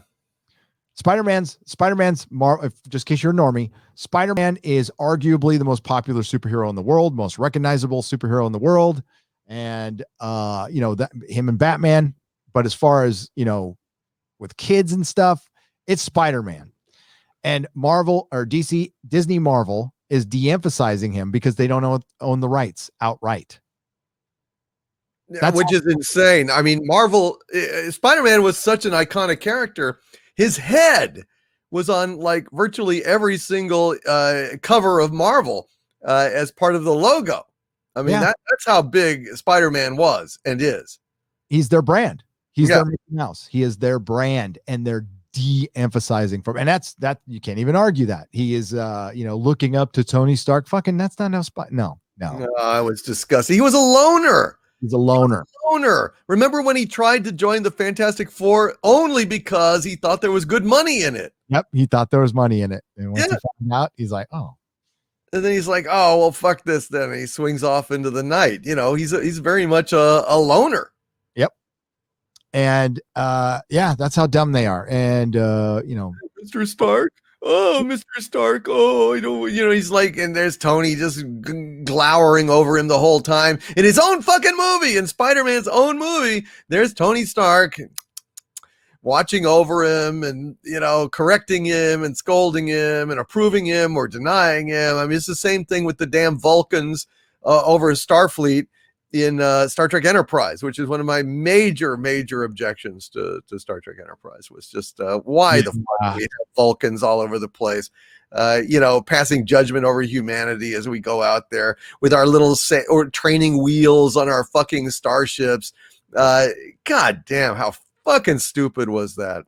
That was insane, man. Well, how would you have liked a Star Trek Enterprise where humanity is setting out into space, doesn't know shit about what's out there, doesn't know shit, never met the Klingons, never met Romulans, Vulcans, so many incredible discoveries that we could have had for the first time. And no, all that's ruined when you got the first episode. You've got the first contact with a Klingon is in the cornfields of fucking Iowa or whatever the fuck it was. He's running through the fucking cornfield, and they have to give him a ride back to the home world of the Klingon fucking Empire. That's fucking insane. God almighty, that was the worst fucking decision they could have ever possibly made.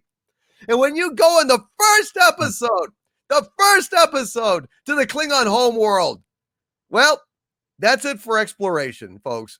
That's it. It's like, you can go to the Klingon homeworld in the first episode. You can go anywhere. It gives a shit. It's just pedestrian as fuck. Sorry. I've this for years. It just pisses me. It's insane. Sorry. Just an example of they don't give a fuck. Now, Enterprise, it tried, and it largely did not succeed, especially in that first season. It got better though. It did. But I then mean, I don't hate it, but I'm just saying, way to handicap your fucking show. Fucking theme song. Fuck that theme song. Oh my God. In a long time. Jesus. Do you like, okay, Mikey Gussler asked for $5. Do you like the confrontation between Batman and Joker? Now, we know why Batman said the F-bomb. I think it made sense. What do you guys think? I don't like it. It's Zack Snyder's Justice League. I understand that Batman kills people and drops F-bombs. I'm fine with it. I wasn't initially fine with it, but I am now. Okay. I'm fine with it. I liked it. It was kind of surprising, kind of shocking, but of course it also was a nightmare sequence. Shit. Batman can cuss in his dreams. Sure. It's obviously, maybe it's Dr. Fate sending him a vision or something, or it's some of the multiverse seeping into his head from Dr. Fate. I don't fucking know. Right. Yeah. The Joker was much better. I mean, Leto was much better as the Joker than he was in that horrible abortion. Yeah. Suicide Squad. Brightest Day for $5. Song, happy birthday. Oh, happy birthday to me. Happy birthday to me. The best gift I can ask for is our great community. Brightest Day, welcome. Like, I don't mind you guys using the word community. I don't like using the language. So it's cool when I accidentally say it once in a while. I like to say just a group of individuals or something, or a group or friends or whatever. We're going to go to donations real quick. Thank you for your Streamlab donations. I appreciate it. And this is from Young Gid for $100. $100. Jeez. I didn't see that at first.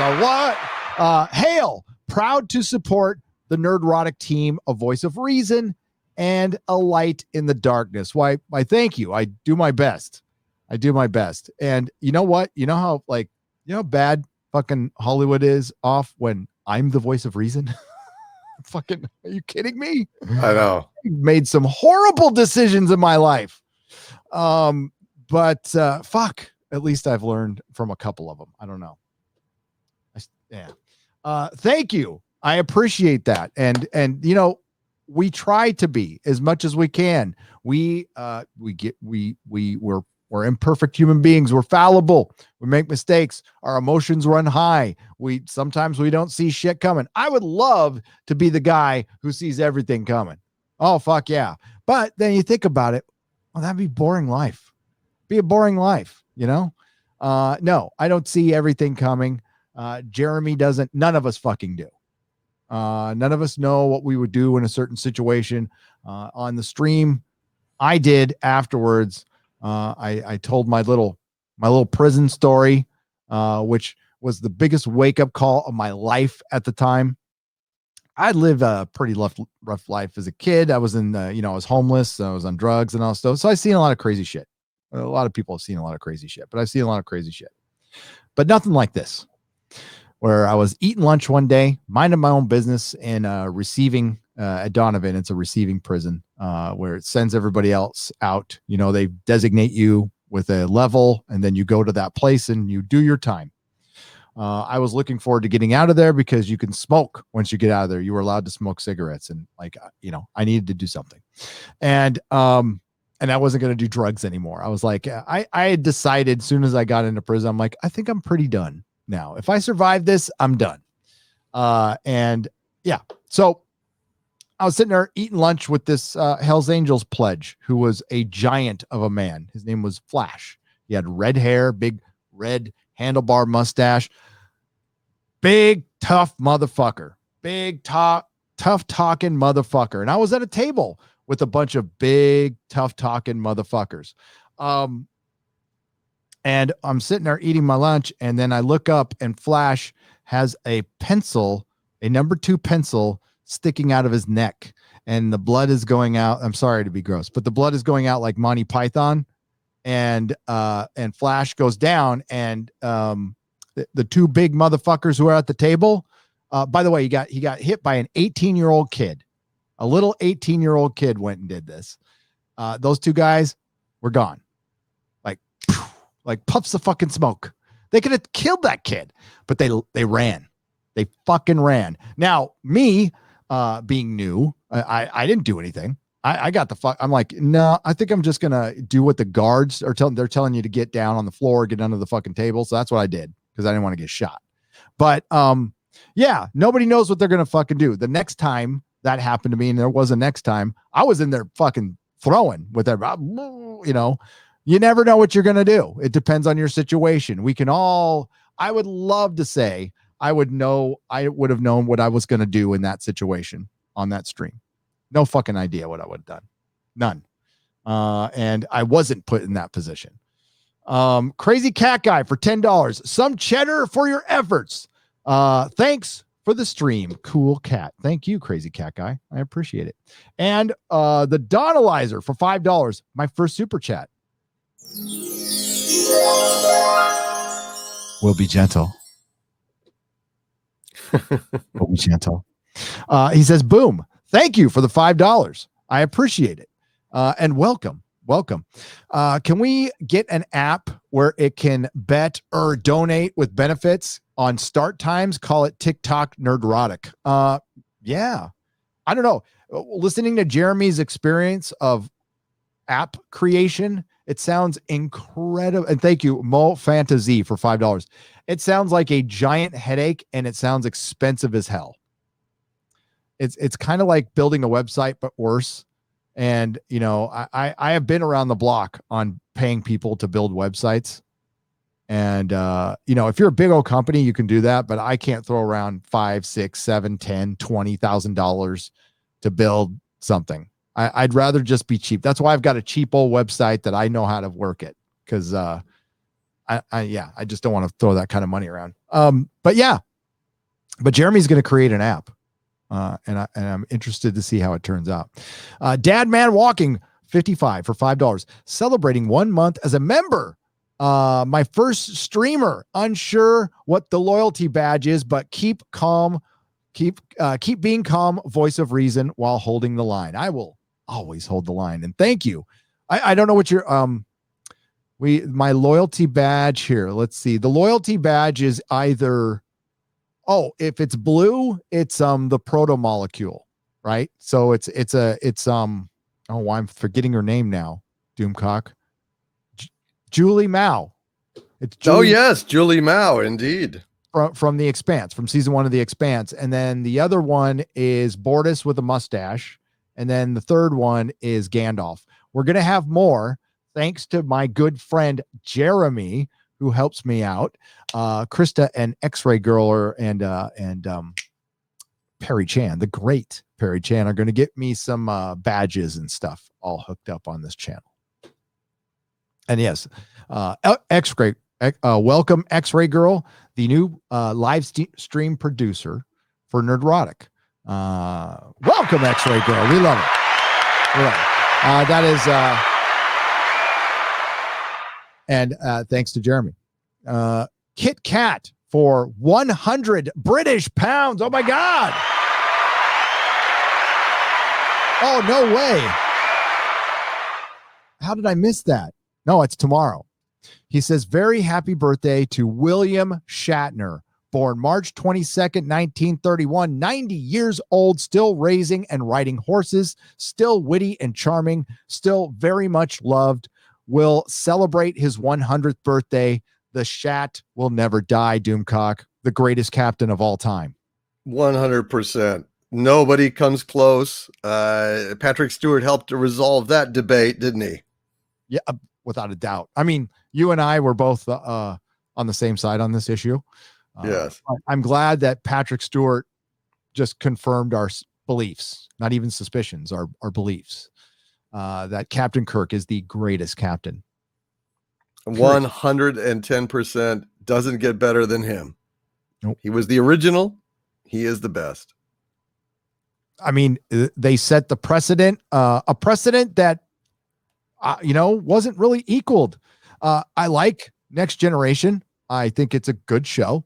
It's probably, oh God, right now it's my third favorite Star Trek show. I gotta admit, I'm Picard fucked with me a little bit. I mean, not as bad as Doctor Who, but fuck. God, it's a bad fucking show. Oh my God. The whole thing exists to fucking undo the character of Picard. That's all it exists for. That's all it's there for.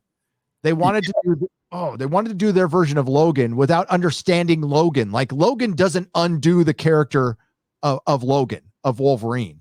Right. Actually, he goes down like a fucking badass in that movie. And holy shit.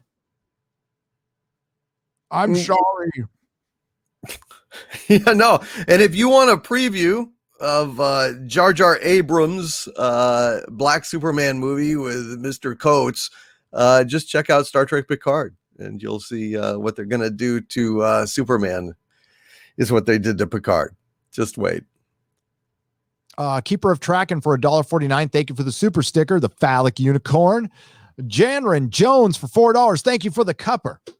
And for $4. And for, whoa, dude, what the hell? $100. K-Biz. Oh, my Lord. Nerdrotic and Doomcock, two of the best names on YouTube. Appreciate all you guys do for comic fans, Star Wars fans, geeks and gamers, etc. Thanks for all the great content. It's a privilege to get to listen to you, of two of the best. The privilege is ours. Thank you. Thanks, man. Appreciate that. Very kind of you. You bow to no one. We bow to you, audience. You're the boss. The lesson to be learned, you're the boss. Warner Brothers is going to find out. I mean, listen, they have a lot of money to fuck off with, but ultimately they will find out who the boss is. Unless they want to honor that, hey, you know what? I challenge an American corporation right now, especially in entertainment too. I don't know. You want to flip the script? You want to subvert some motherfucking expectations? How about you be nice to your customer? And I'm talking about the ones who aren't. Okay? God, what a radical idea, that you walk into their store and they don't fling poop at you like crazed baboons. It's just the damnedest thing. It's a weird old-fashioned notion that you don't shit on your customers. It's a radical idea these days. Dude, listen, you and I have been nerds for a long time. I remember the comic book stereotype, and the stereotype of nerds exists because it was true, okay? Back in the day, if you walked into a comic shop, or you walked into where they're playing some D&D, where you walk into a hall at Comic-Con where there's a semi, where there's a very niche group meeting, like for example, the brown coats. And you walk in and nobody makes eye contact with you. They're all talking to each other, and when they look, or they go, or that guy who doesn't lift his fucking head up from the comic book goes, "How's it going?" When you walk in, that shit existed. It did, and that's how the companies are treating us right now. So I mean, we're returning to the old days. Through I guess natural selection, I don't know if that's the right term, we are returning to the old days. We'll be back to the days where, man, I wish I could see a proper Fantastic Four on screen. We're never going to see it, folks. The Fox one, that's as close as you'll get. That's it. The Corman movie, that's it. Corman movie. I like it. I mean, it's flawed, but Jesus, it's so much better than any of the other iterations of Fantastic Four. It's just a shame, man. God, it could be great. Could be so great. But... I love their Dr. Doom. Oh, yeah. It's better than the cartoons. Remember the cartoons? It was goofy. It's like, so Richards, I'm going to go ahead and I'm going to put the zap on you. It's like Dr. Doom should not have a voice like that. That's crazy. No. Well, I like the animated series from the 90s. I love the Fantastic Four. Yeah. I'm talking about the, when Captain America throws his mighty shield, Yes. Which were motion comics, essentially. They use Kirby art, and but the Spider-Man one I fucking loved. When I was a little kid, I would wake up, my mom would be kind enough to wake me up at 5 a.m. so I could watch Spider-Man before I went to school. Oh, nice. My God, that song. That was my favorite song for like a decade when I was a kid, just singing the Spider-Man theme song over and over again. Even the Ramones do a cover of it? Dude, it's so good. It is. It is such a good cover. I had that actually it was on a Saturday afternoon CD. Oh God, Reverend Horton Heat. Reverend Horton Heat does a cover that they do Johnny Quest theme, which is so fucking good. Ooh, God, that would be good. Yeah. Oh, it's so good. Yeah, I have the CD, but they released the single on a cassette that was in a polybagged version of Spider-Man comics. I have all those still in the poly bag. But yeah, that's how cool comics used to be. You used to be able to go get a Spider-Man comic, and in your comic was a cassette single of the fucking Ramones covering the Spider-Man theme. Badass.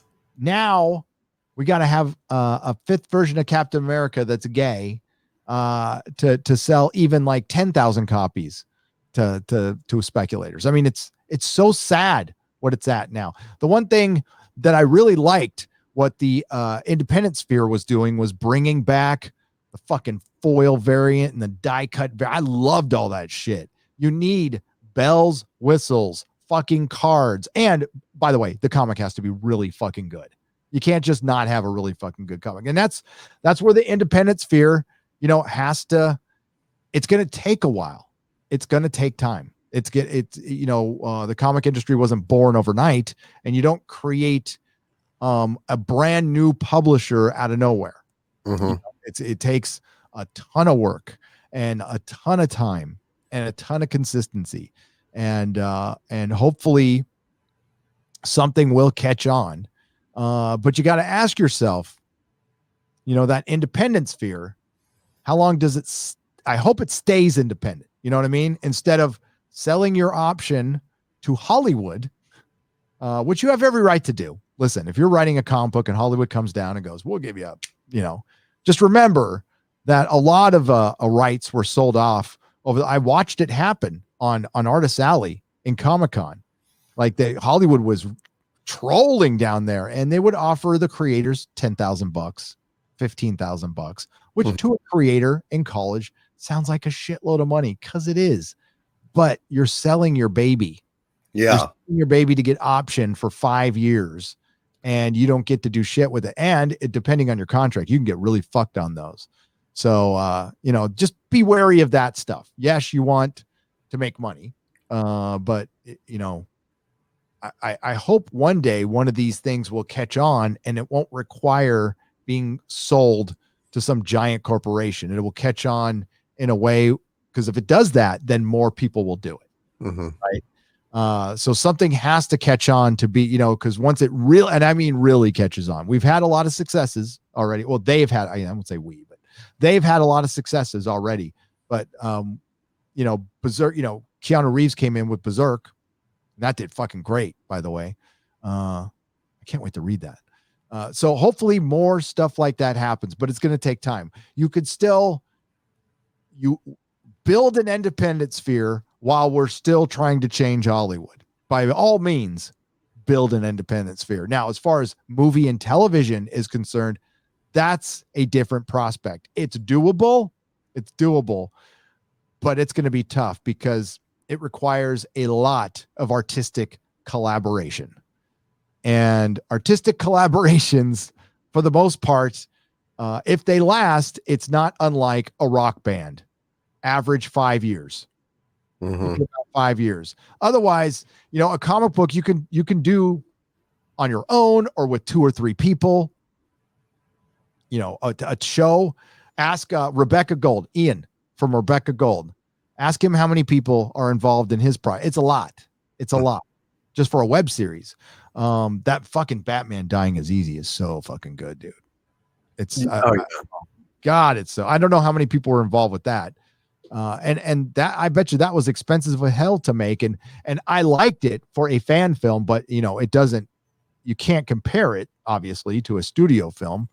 And it's obviously Batman. We need to see more original stuff with that. And hopefully we will.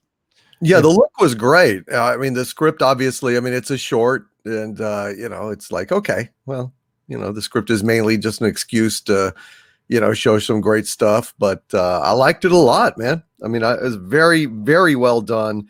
A hell of an achievement, and the guy should be proud. Yeah. Yep.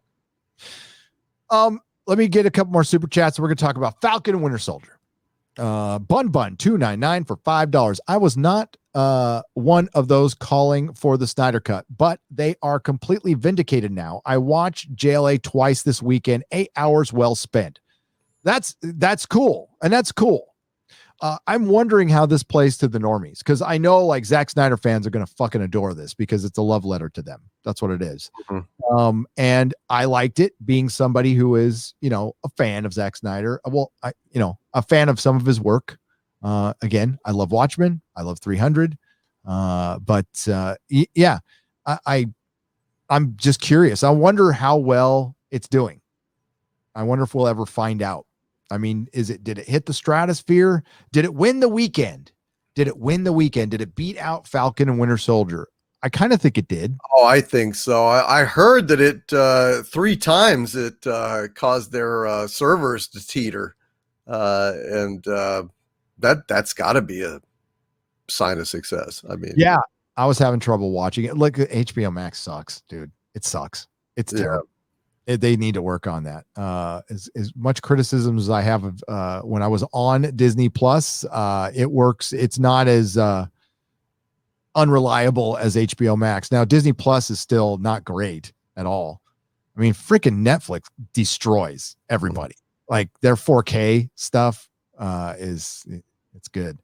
Samurai for $2. Can I ask we go tweet DC to go fuck themselves? For sup here, I'm trying to figure out what that for sups rape for who's or for soups rape for draping Superman. Yeah, I'm pretty pissed about that, Samurai. I actually have.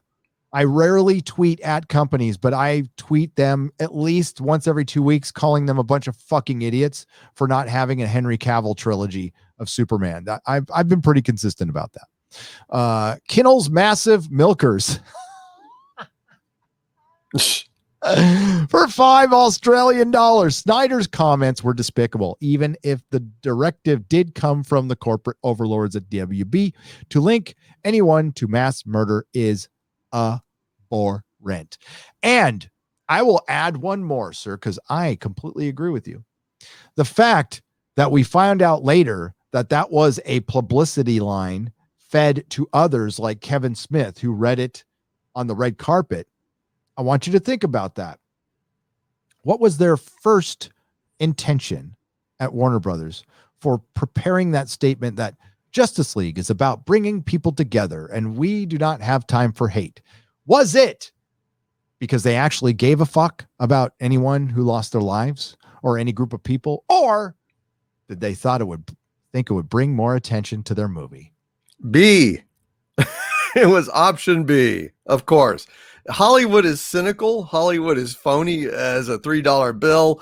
And yeah, you cannot count on them actually doing anything right just to do it right. They're full of shit. Full of shit all the time. And they're a 20th century model. They practice. I mean, they're dinosaurs, folks. And yes, they're still going to be around for a while because AT&T bought themselves out of extinction. Basically, they were a company massively in debt, and they just bought another company that will keep them going. And that's how these things work. It's getting skewed, and this is bad. This is very bad. And I think it stems back to even go as far, we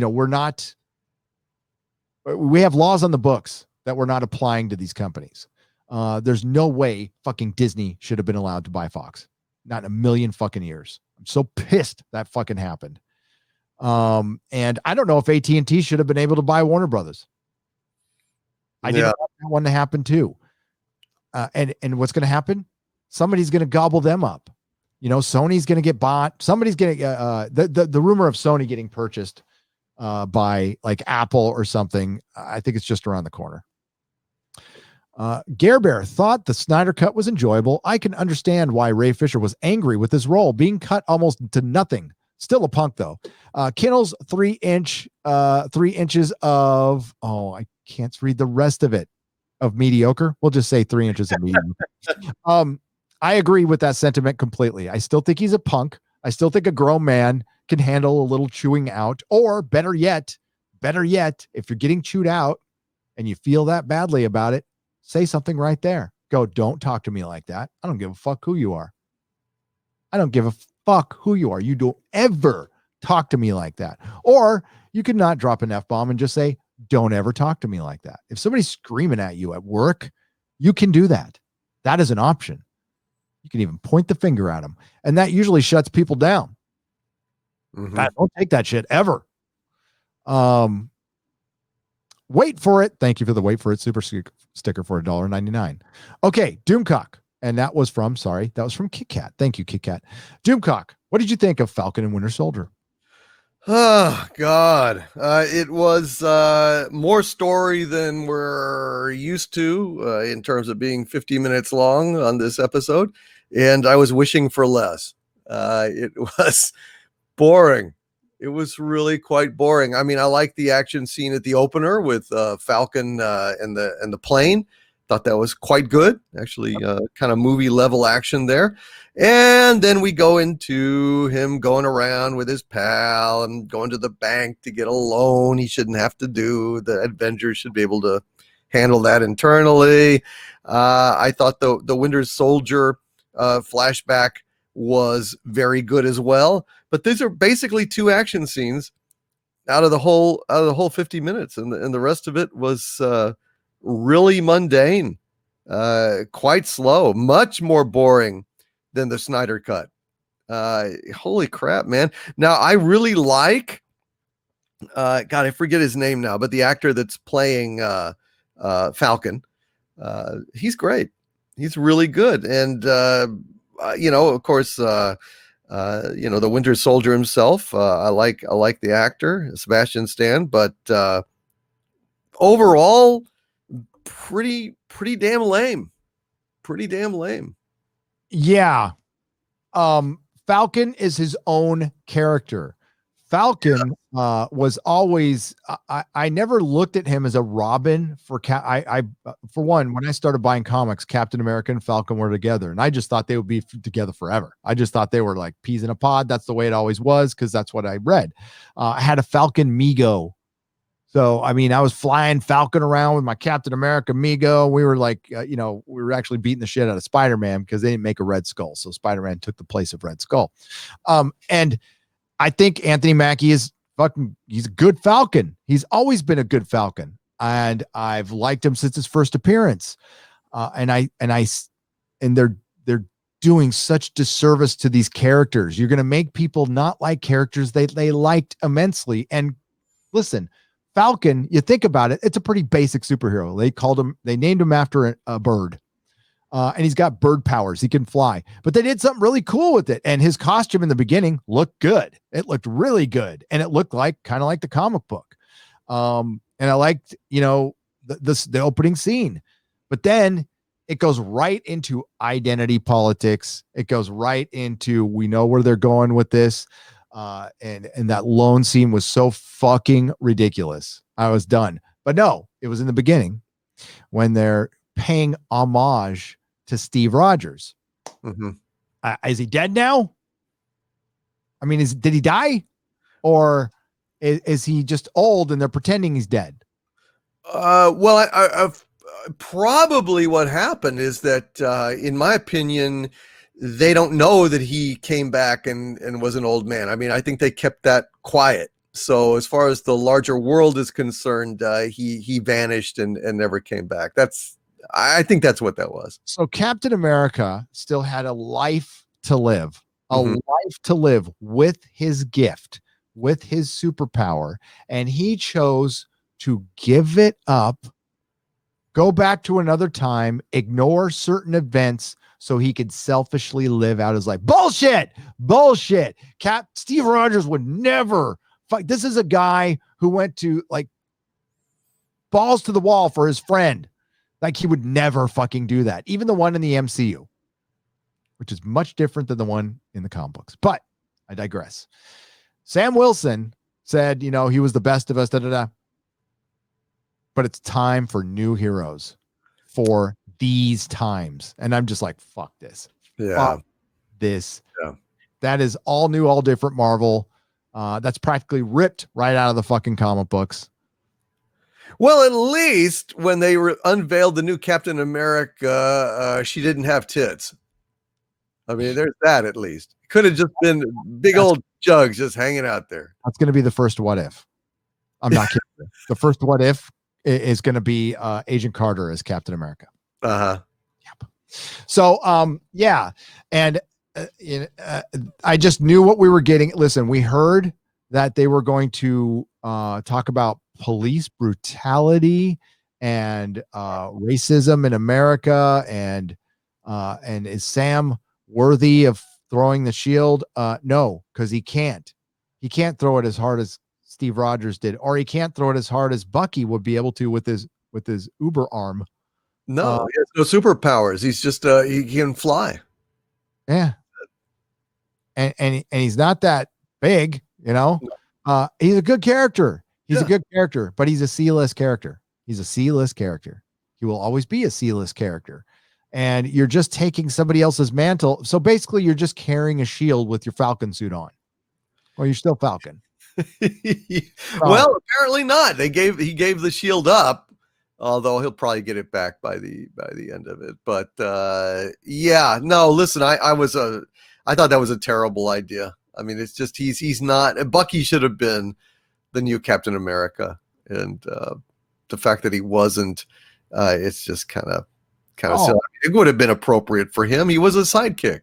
There is a great Ed Brubaker run of Bucky as Cap. It's fucking so good. I read that, really. That's good. Or you can go the real U.S. agent route with John Walker, who had powers and was a dick. You could just adapt that. There's so much that they've skipped, and they're showing they're going to skip it because they really, this is that whole people who see the world for what it is and people who see the world for what they want it to be. Right. So Disney trying to create truth instead of furthering their brand that can maximize their profits, that can guarantee that the Marvel Cinematic Universe will live forever in their infinite wisdom, because these bankers don't watch their shit. They know nothing about fandom. They don't understand us. They think it's just right versus left everything. That's how they see things in such a simplistic way that they are playing knowingly to one side of the audience, thinking the other side is the bad guys because that's the narrative they've been running with for years and years, which obviously isn't true, but they reinforce it every fucking time they make a piece of art now, every time they fucking go out and talk publicly, every time they denounce a fucking YouTube channel and all the fans involved, every time they do this shit, they make things worse each fucking day. Disney is a horrible, despicable, terrible fucking company. And I will laugh. I will mock when they eventually fail. Right now, Marvel has plenty of goodwill. Mm-hmm. People are like, I'm all about this. And man, I just saw on Twitter, this is fucking amazing. I'm like, what? Oh, what? On Winter's, what? Falcon and the Winter Soldier was amazing?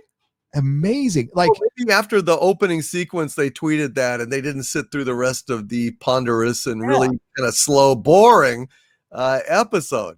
I'm not terribly, I can't even hardly remember what happened with Winter Soldier in this, other than like he went out on a date and then it didn't work out or something. I mean, I don't even remember what happened with him. It didn't work out because he's starting. See, this is something they should really play off of, but I have a feeling they're going to use this against him for having the shield. But, Bucky, he can remember everything. Right. So, and he's got to live with that now. And Cap isn't around because his selfish fuckhead friend who spent, his damn near a few years trying to get him back just abandons him. That's it. By the way, Steve wouldn't abandon fucking Bucky when he still has a lot of shit to do, a lot of work to do. What a fucking dick Steve Rogers is. Steve Rogers is a dick. The fucking asshole. Fuck Endgame.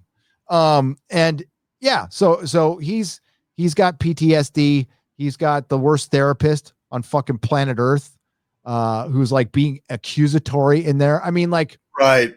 yeah, Hollywood. Therapy isn't your type of therapy. It's not how you deal with people in your office. Therapists don't fucking talk to people like that. You fucking morons. Oh my God, it's so bad. So there's the one good Winter Soldier scene where he looks like Winter Soldier. And by the way, way ahead of the curve on the mask thing, by the way. Way ahead of the curve. He saw it coming. And it looked good, and then it got boring. And yeah, for one, all of a sudden, like Bucky's like hanging out with an old, I imagine it's one of the guys. I thought it was one of the guys from First Avenger. That's that's what I thought. It was like one of his old compatriots because he actually is pretty old, and just kind of looking. And it was definitely on his list to make amends. Now I don't know if he killed his son or if he knew him and hung out with him, but he's befriended this guy. It was on his list of amends that he was making. And he looked funny at the picture of the son on the altar when he went over to his house. I have a feeling he bumped him off. It might have even been the guy that was in that flashback sequence. It was the guy in the flashback. Yeah, it was.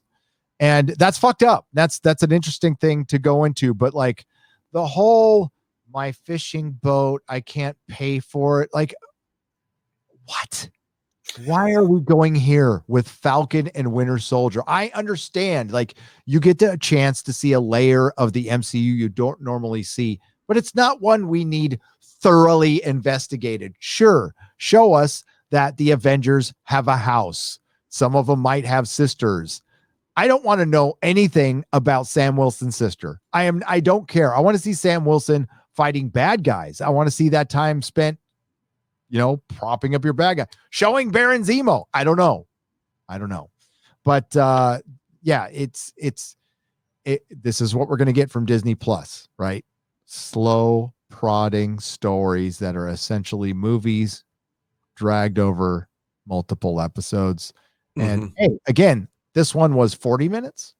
Well, it was slated at 50, actually 50 minutes. It has not as long a credits as WandaVision, but long enough. Oh yeah. Oh no, I'm saying in terms of the actual runtime, you're probably right. It's probably about 40 minutes. So, I mean, it was slated at 50, but I think a lot of that is wasted. Yeah. Yeah, I'm curious to see like how it goes from here, and hopefully it gets better. But I have no doubt, zero doubt what direction Marvel is going into, but none. They have been very upfront with which direction they're going into. It's not going to be respecting older characters. They're really going to try this new, and they're good. Okay. No Robert Downey Jr., no Chris Evans. Pretty soon, no Chris Hemsworth. Guardians, it's kind of lost its magic, the sequel, it's just delayed forever doing it. I don't know. I mean, it could come back and be wonderful, although having Thor sucking around like an extra, chair in the dinette set is just not really going to make it for me. I think it's going to make it worse, frankly, but we'll see. But yeah, Christ, when are we even going to see that? 2024? I mean, when is it even slated? Have they even talked about it? God knows. Oh God, they haven't started filming it yet. So the Guardians are going to be in Thor Love and Thunder. And I'm wondering if they changed that drastically or if that was part of the plan when James Gunn got fired to have the Guardians in something. So you at least remember them. It's going to be so bad. Maybe they'll be parted by the time they leave that movie. Maybe Thor's just there to kind of cameo in the Thor, She-Thor movie, whatever, and then maybe the Guardians will go off and leave him there at the end. That'd be fine. I think the Guardians, are cameoing in Thor, and I don't know if Thor's going to be in the Guardians. I know I heard that, but I think since he's riding along and they're going, first stop on our destination is the Thor movie, and Thor's not going to be in it. That would be pretty dumb. That'd be pretty. Well, we don't know. He might not be in it. You're right.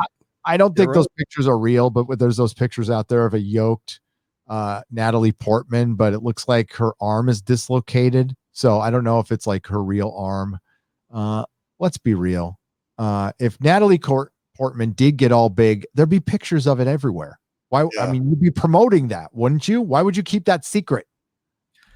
Yeah, you got me. I don't know. You really wouldn't. I think Natalie Portman basically weighs as much as the Hammer, and that's about it. Captain Spire. Why don't they just make a good Steel movie? In the comic, did a great job with John Irons. He came across as having the integrity of Superman and the determination to fight the good fight. I just want a good Steel portrayal. Steel was good. You know what? I like the crazy crossovers. I liked the Clone Saga. I liked the death and return of Superman. People at the time were complaining about it. I liked the whole Azrael thing with Batman. I loved all that shit. I lived for crossovers. I wanted them all when I went to my comic store because I didn't have a lot of money back then. So my comics were my thing. That was what, like, when I went to work, the one like little hobby and the enjoyment I had was I could afford comic books. That was about it as a delivery driver. So I got, I go to my comic shop, talk to Marilyn from On Comic Ground down to San Diego, a victim of the economy actually. And I just tell her, give me one of everything from the death of Superman or whatever crossover was going on at the time. Loved it. Morality 124 for $4. If only Viacom CBS built on the Snyder Cut precedent and allowed Eric Jenderson to complete the true Star Trek 11 instead of Jar Jar Trek job. What's this? The onset of the Romulan War, and the DS9 inspired writing. I had no idea. Have you heard of this? No. Covered the script some months ago. Oh, to Dream. Yeah, I'd never heard of it. No, I never heard of it. Fuck yeah, I'd rather see that. I'd like to see a DS9 movie not made by anybody who's ever even gone to the bathroom in Bad Robot. Mm-hmm. Yeah. It just, anything that they do is poison. Just straight up. Anything Bad Robot touches is poisoned and not to be fit for human consumption, in my opinion. Byron for $20. Thank you, sir. Nearly Wonder Woman Bat Murder and not Superman. Not a Snyder fan. Yeah, I think Wonder Woman's pretty close. I mean, like, if you want to talk about like true to their comic form, Wonder Woman's close. I think it's fairly close. She doesn't have the physical prowess that the Wonder Woman from the comics is. Wonder Woman's bigger. She's big. She's an Amazon, Right. But I think she plays a pretty true blue character. Superman, Henry Cavill's Superman is nowhere near comic book Superman. Nowhere near it. But it's not because he looks like it and he could actually portray it. But he hasn't been given. But the way I see it, I could be wrong, Snyder fans, but you said there's a vision, and that vision is essentially the world starts out, the Snyder DCEU starts out really fucked up, and the heroes make the world a better place instead of making it a worse place. So you're supposed to grow. Superman's supposed to grow into the Superman he is. It's very important that Superman is a Boy Scout. Now he's capable of stuff, but he's still a Boy Scout. And you use that as a blind spot sometimes, because he wants to be good. And he's always having to defend himself in the modern era of people who think he's this fucking crazy alien who could take us over at any minute. And no matter what the guy does, some people aren't going to believe that, but he's got to accept that. And he's got a huge responsibility. And part of what he does is hold back some of the times too. It's very well done in Justice League Unlimited. It's very well done in the Superman animated series. Mm-hmm. And so far, it's pretty well done on Superman and Lois. I can't believe I said that. I know, it's amazing. It's a good show. I'm enjoying it.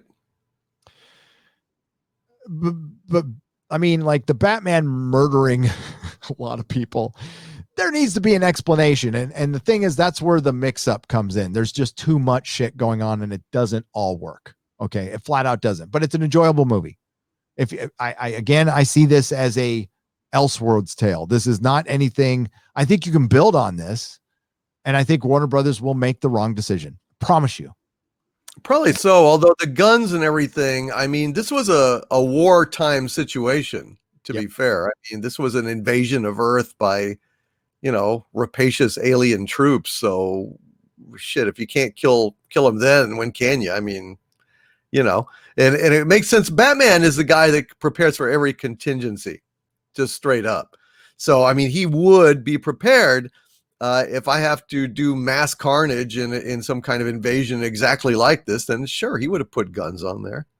Or he could have them attached. They could be modular. He could say, "Yep, Alfred, attach the machine guns. We're going into war." So I don't have really that much of a problem with that. He's not personally with his own hands killing supervillains. He's killing aliens that are invading Earth. That's different. Killed a lot of people in Batman versus Superman, though. He's got quite a body count in that. The things I remember from Spider-Man is Madam Web. And this is the 94 series, so that one's great. Has there ever been a Spider-Man movie with Madam Web? No, not. Hail Nerdrotic and Doomcock. Cheers to Harvey the Moist Cthulhu. Moist. Thank you very much. I appreciate being moist, and I will continue to do so. Moist as a Duncan Hines brownie. Back to you, Chet. Thank you, Harvey. I have a feeling they're going to introduce Madam Web soon because they can really use her with this multiverse shit that they're going to do. It's going to be a giant fucking the multiverse sounds fun, and it'll probably be fun for a movie, but it makes the one thing I appreciated from the Snyder Cut that Marvel is going way away from is at times it's very melodramatic. It takes itself very seriously. Well, the Marvel Cinematic Universe used to take itself seriously. Now it's kind of tongue-in-cheek, and it's getting more tongue-in-cheek as things go on. And I think we're going to have a similar evolution because Hollywood loves to make the same mistakes over and over again. So remember how Batman started out in the 80s, and because they got a bad reaction to Batman Returns, which to this day I don't understand. I like that movie. Then they went to Schumacher, who decided to make it a musical. And it fucking ruined Batman, something that was insanely popular, right? And Batman, believe it or not, is easy. People tend to ground him too much. He's right in the middle. But the biggest difference between the DC universe and the Marvel universe is Marvel is the world outside your window. DC is the world of gods and monsters and the fantastic. Everything is, I mean, that's what Zack Snyder kind of gets. Things are a little more epic. And crazy. You also have, granny fucking goodness, and you got fucking Kirby shit, and like Kirby just drew from his imagination and just started, Kirby didn't give a fuck when he got to DC, and I loved it. I mean, it was just like Kirby unleashed, right? Yeah. And I dug it. I did. I was a fan of Commandy, the last boy on Earth. I like that. The Demon. I never really read Devil Dinosaur. I didn't see the point of having a red dinosaur run around, but okay. Mr. Miracle really ought to have you could do an awesome Mr. Miracle movie. I think that would be great. Scot-free. You could that could I don't know. I think that could be really awesome. I think so too. How do you want to throw down our judgment for Falcon and Winter Soldier? This is one of 8 episodes. Geez, I don't know. I sentence us to take a bottle of Sominex or some sleeping aid to just sleep through the thing. I mean, for the first time. I sentence us to take something. I don't know, man. I mean, I don't hate it enough to punish it, but it's really pretty lame, man. It's 6 episodes. That's it. Then that's bad. That's fucking bad. The first episode being that fucking boring, and we only got 5 left. Wow! Holy shit! Holy shit! This is the best that they could do for their opener. They took up 50 minutes of this limited time to bore the shit out of us with a bank story and Winter Soldier going out on a date. And, oh my God, no, are you kidding? Oh God, oh, I sentence it to being locked in a dark closet and just kind of forgotten about. I mean, it's just, oh boy, this sucks. What are they thinking? What are they? George Malo, I apologize. I was looking at the wrong thing. I don't know what the fuck to think. We got a $200 super chat. George, what are you doing?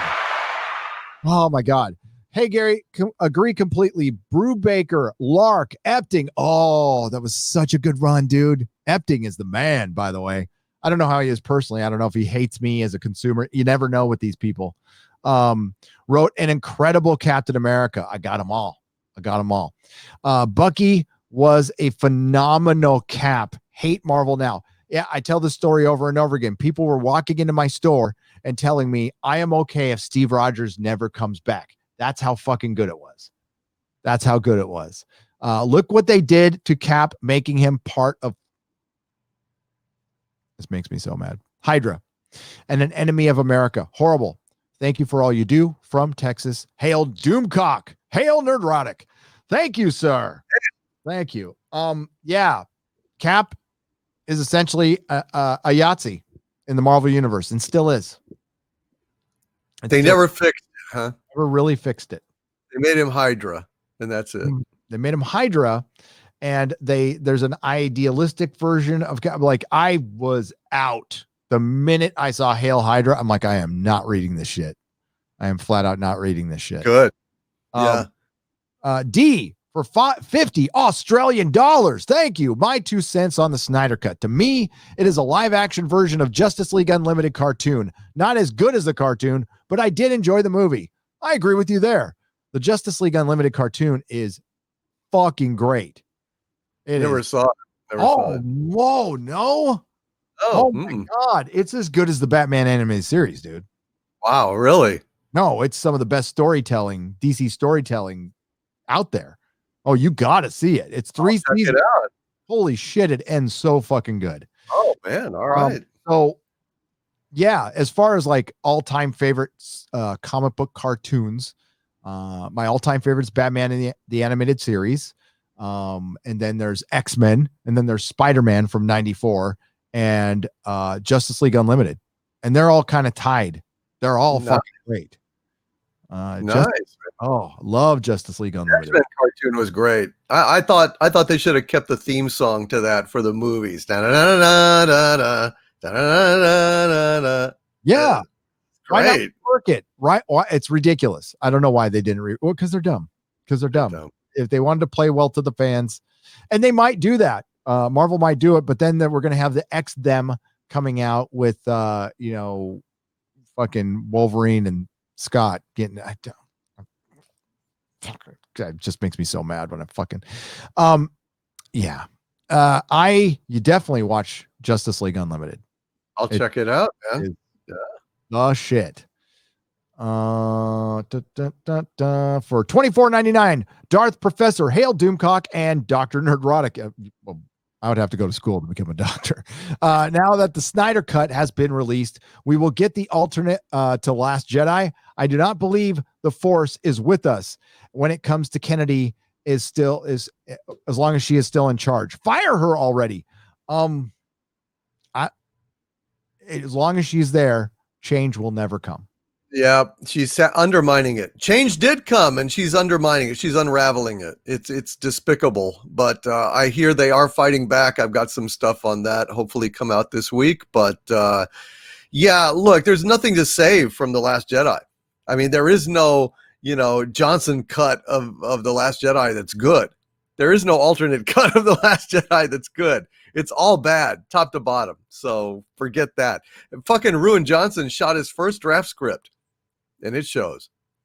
So yeah, he wrote a script and went, I'm awesome. Fucking dick. Yep. Where's the song list for this? Where is the song list?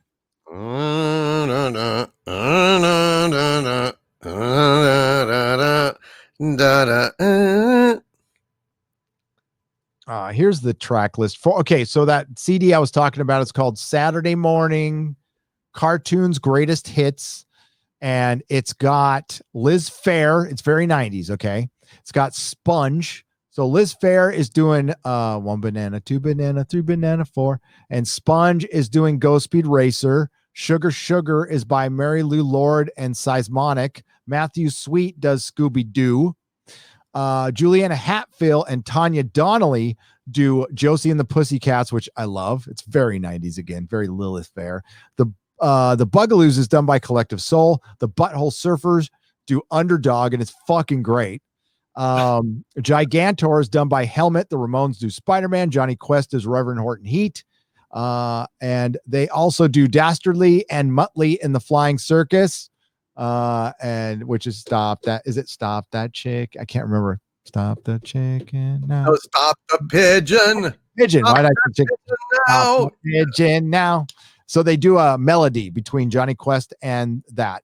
Nice. Then Frente does the Flintstones. Violent Femmes does Eep Up Orc means I love you from the Jetsons.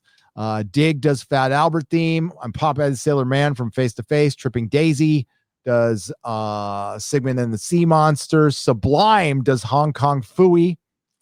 And Wax does Happy Happy Joy Joy from Ren. It's fucking it's great. It's great. All the little critters in nature, they don't know they're ugly. That's funny. Yeah. A bird married a bumblebee. I told you I'd shoot, but you didn't believe me. Why didn't you believe me? Happy, happy, joy, joy, happy. Ren and Stimpy, those cartoons were brilliant. That first season of Ren and Stimpy is classic, priceless. Yep. Space madness. Those Billy West when he was on Howard Stern too. Yeah. That was a good run when Billy West was there and Jackie the Joke Man. That was prime fucking Howard Stern. That was like all-time best Howard Stern. Then as soon as Billy West left, started going downhill. Then Jackie left, and then Howard turned into a fucking piece of shit sellout who never meant a thing he said on all the years we listened to him. What a disappointment. Yep.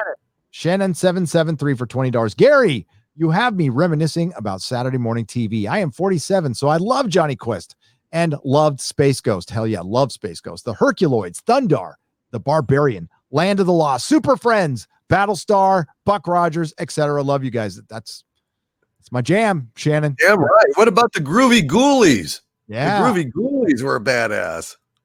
I love them. Oh my lordy.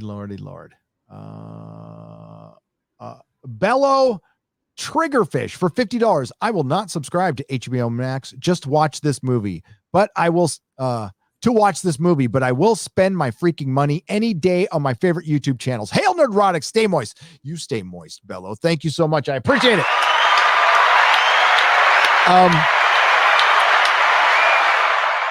Yeah, I mean, watch it however you want to watch it, but as far as recommending a Warner Brothers product, especially getting into a commitment, if you're in the UK, I do believe that as said that whatever is streaming, there's a service that's streaming it over there that's offering a 7-day free trial. You might want to try that. Look for stuff like that. But as far as getting into a commitment with a company that wanted to distance themselves from fans because they thought the fans who had just donated, $60,000 at the time, $100,000 now, were a hate group. That's what they thought. Yeah. Or they didn't want to be associated. So, I mean, there's no talking your way out of that one. There's just none. And I know, but just remember, that's where it comes from. That's where it starts. It begins at the top, it ends at the top. And that's where we got to focus. Number one, if we're sitting there fighting with each other, we're not going to get anything done. And we need to focus. Now, we can have debates on how we focus, certainly, and have conversations. And I'm all about that, all about it. And again, if you feel fucking disrespected, then you were. Because you were. And as I said at the time, I'll repeat now, and my mind hasn't changed. Doesn't matter what his intent was. Doesn't matter. Damage is done. And I felt bad for my friends who had to go through that and jump through those mental gymnastics. And that's why you do these things, though. You try new things. Sometimes it blows up in your face. It does. That's part of life. It doesn't mean you don't try that stuff again, or be very wary if you're going to bring in anybody from Hollywood, and I mean anybody. Personally, I like to stay free of that. I've had offers. I'm sure Doomcock has. I've had offers to bring people on, and I won't. Frankly, it's because it's not very compelling. I'm not a big interviewer, and I would rather talk to Doomcock or you guys out there than anybody else. That's why I don't do it. And it just keeps me free so I can say whatever I want. With the boys, I struggled with the boys. I struggled because my friend co-created them. Okay. So when the show went fucking woke, I was like, God damn it. Fuck. I wasn't happy. I mean, so this is the way I look at it. I hope Derek makes shitloads of money off of this, and I hope it buys him 7 houses because he deserves it and he's a nice guy. But the fucking show's woke, and I didn't like it. I didn't like the end of the boys at all. I didn't like that narrative that they were pushing. It's nothing like it was in the books, and they really ended up fucking some of their main characters, including the butcher, who's the cucker at this point. Yeah. Terrible. Yeah, it's terrible. Bionic belly button for $20. Hail, moist cock and nerdrotic. Ooh, moist cock.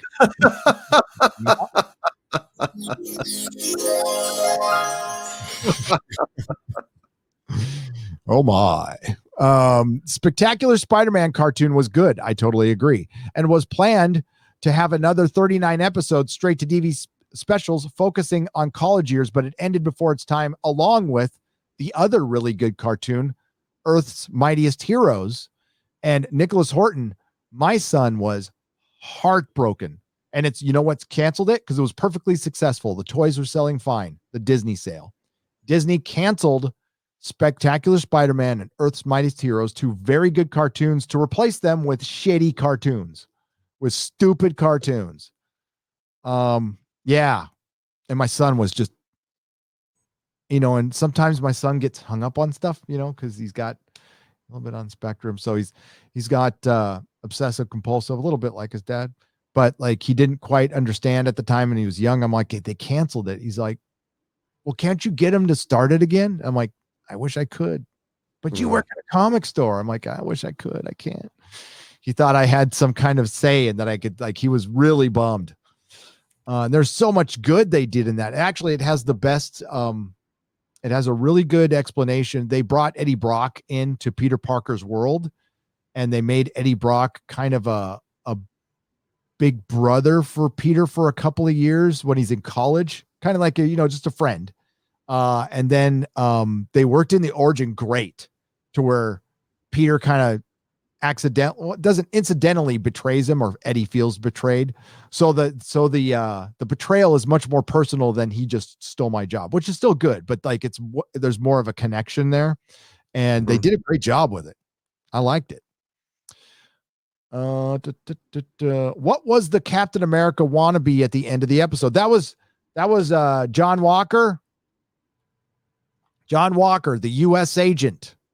So that's actually from canon, except he doesn't look like a bird.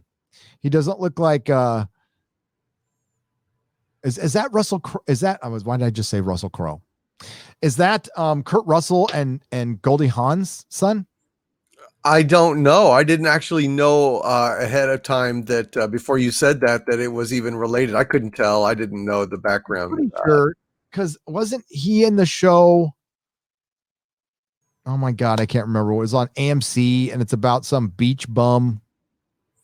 You know what I'm talking about, kind of rolling through life.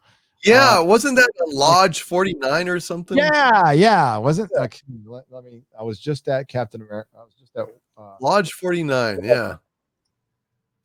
Maybe I'm mixing them up. I could be wrong. I could be wrong. I could be right. Yael song. Anger is an energy. Anger is. You never heard that song? I could be wrong. I could be right. Played it all the time on 91X down here. All right. So John Walker. Are they calling him John Walker? Yep. It's Wyatt Russell. And Wyatt Russell looks like, dude. I'm like, totally Captain America, bruh. Don't bogart my weed, bruh. Like, it's the worst person. The fucking cast is John Walker, who's supposed to be, he's dark haired and he's supposed to be kind of scary looking and angry. He's angry. So if you're a DC fan, it's like the Azrael of Captain America. So he's still a good guy. He just goes about things the way Steve wouldn't want them to go. Right. Really hard ass. Yeah. Well, I think you nailed it when you said it looked like the guy from Up, the old man from Up. I mean, his face was squashed and kind of exactly like that guy. You really nailed that. When you said that, it's like, oh, Jesus, you're right. All right. Let me look at, I'm on a very, oh God, we went over. Sorry. Yeah. I've got to go. I am on a time limit, folks, because the moving process has started and I am about to go on vacation and I've got to get videos in the can. X-Ray Girl is helping me with the Super Chat square-ups. I do apologize that I'm not able to get to all of them. They will be made up in a separate show that's called the Super Chat Square-Up with Toxic Mailbag that I do every few days on Nerdrotic Live. At the time we're like I think I'm like 2 weeks behind now, but that's going to be fixed very, very soon. Before I go on vacation, I'm going to try to get most of that fixed. There you go. Every super chat. You guys help keep the lights on. You help keep the show going, and I appreciate it. And again, each question will be read on a super chat square up, and I give it the proper time and a nice long answer. I'm sorry it's not on this show, but we are very limited on time. As a matter of fact, I came very close to pulling the plug on tonight's show because I'm so behind, but I couldn't do it. I needed to talk about Falcon and Winter Soldier. Please plug your channel and any other projects you got coming up there, sir. My channel is Overlord DVD on YouTube, youtube.com/Overlord DVD. And I've also got the Harvey Zone over there, which I'm trying to put more into. So I apologize for that, guys. And I apologize to Harvey for that. Patreon.com/Doomcock, subscribestar.com/Doomcock as well. And we're just plugging along. I'm trying to get back on track in terms of my sleep. Get up before noon. Jesus, it really kills you when you. I mean, honest to God, Gary, I went to bed one night at 11 o'clock at night. 11 o'clock at night, and son of a bitch, still woke up like 10, 12 hours later. It's just like I don't know. I'm so messed up. Yeah. Me, like, I don't know. My sleep pattern. It's YouTube life. My sleep pattern's like fucked up. I'm living off 5 hours sleep a day, which I'm old. So I just kind of figure it's age. I don't know. I'm not saying you're old. I am for sure. But anyway, not to complain, but it's just been bad. But getting back on track. Hopefully, have more videos coming out this week, and looking forward to it. And I'm glad we were able to bang out some Inquisition tonight. And I had a lot of fun. Time flies when you're having fun, and that's what happened to us, man. Sorry about that.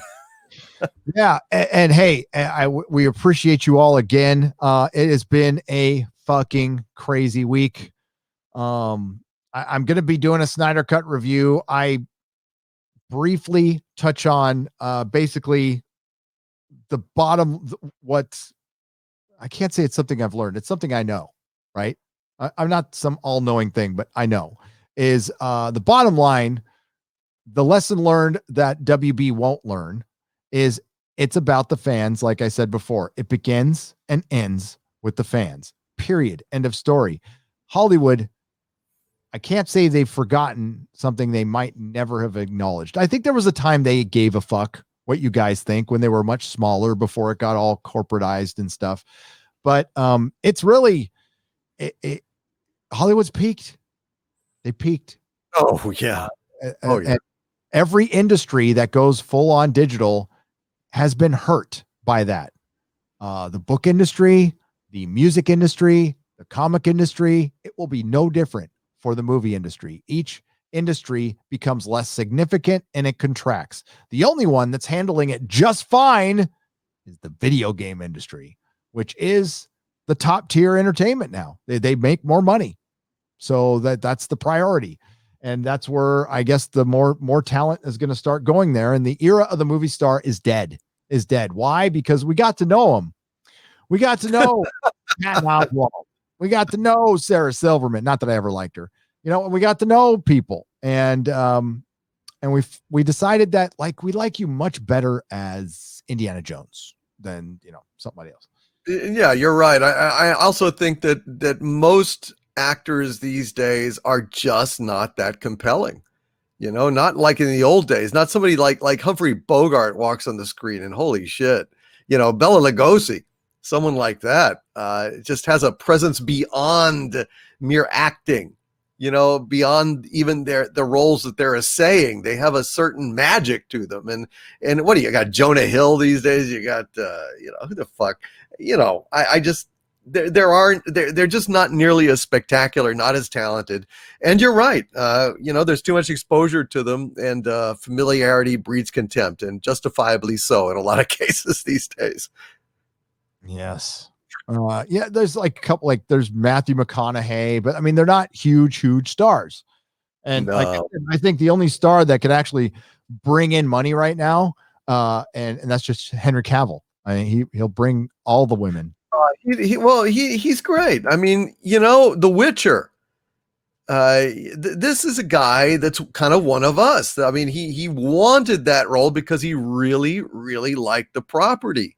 And God, what he could do with Superman, I bet you probably the guy's got a good sense of humor. He looks like it. Write him something with the charm of Christopher Reeves and watch Superman soar. You don't do that, you've just flushed down your chance down the toilet, man. I mean, he really could be great. But for my book right now, Christopher Reeves is my Superman, and we're going to need a much better script to unseat him from that. Always, but Henry Cavill is Superman right now, as far as living. Right. And I am all for Zack Snyder doing a proper Dark Knight Returns. If they did a proper Dark Knight Returns, I think he would be perfectly suited for it. He understands. Frank Miller did a great job with 300. I would love to see that. I would too. Love to have seen Ben Affleck's take on Batman. Oh, that would have been so good. Yeah, he really is that Dark Knight Batman. I mean, he's so kind of stocky and, like you said, crammed into that outfit. His face, his neck, it looks very fat. He'd be great. He'd be great. Oh, I was just looking over. I had a version, but I put it in my closet. I'll show it later. I had a 1/6 scale of that. I'm thankful for if I'm thankful for anything, man, the 1/6 scale black suit and the Nightmare Batman are still available on Sideshow. If you get the 2-pack, you could do a layaway plan, by the way, on Sideshow, because they're kind of expensive. Yeah. And then hopefully we'll get a Dark Side. If we get a Dark Side 1/6 scale out of this, it's all worth it. That'd be great. Yeah. Except for, the disrespecting the fan part. That's separate. That's fucked up shit. So again, thanks everyone who super chatted. I'll read one more. Just canceled $500 worth of Star Wars orders, but picked up a Cara Dune Black series for $40. Secondary market. Looking forward to Vegas in August. All right, Radio Man 1017. For one, good on you for buying it second market. That's what I do. I buy my collectibles second market, meaning second hand, which means my money does not go directly to Disney. I'd rather have my money go to some guy or gal on eBay. And if I pay a couple extra bucks, so what? I'd rather have the money go to them. And it's worked out just fine. Yes, you have to do mental gymnastics nowadays to not get, it's impossible not to give Disney money, by the way. I still subscribe to Hulu for the wife, and Orville's on there. Someday it'll be on there. But there's other things, you know, I don't buy comic books anymore, you know, and I love comic books. Like, they were the love of my life. I sold them and I gave up fucking comic books. That's how shitty things have gotten.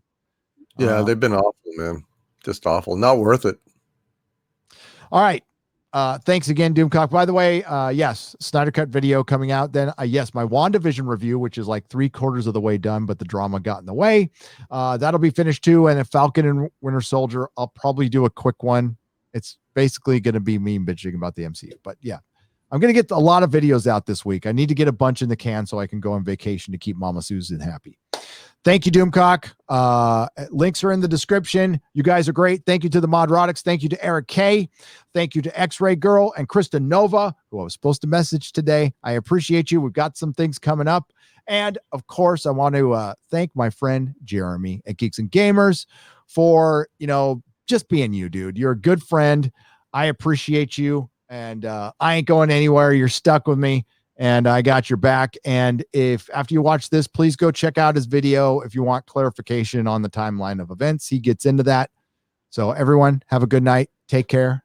Bye-bye.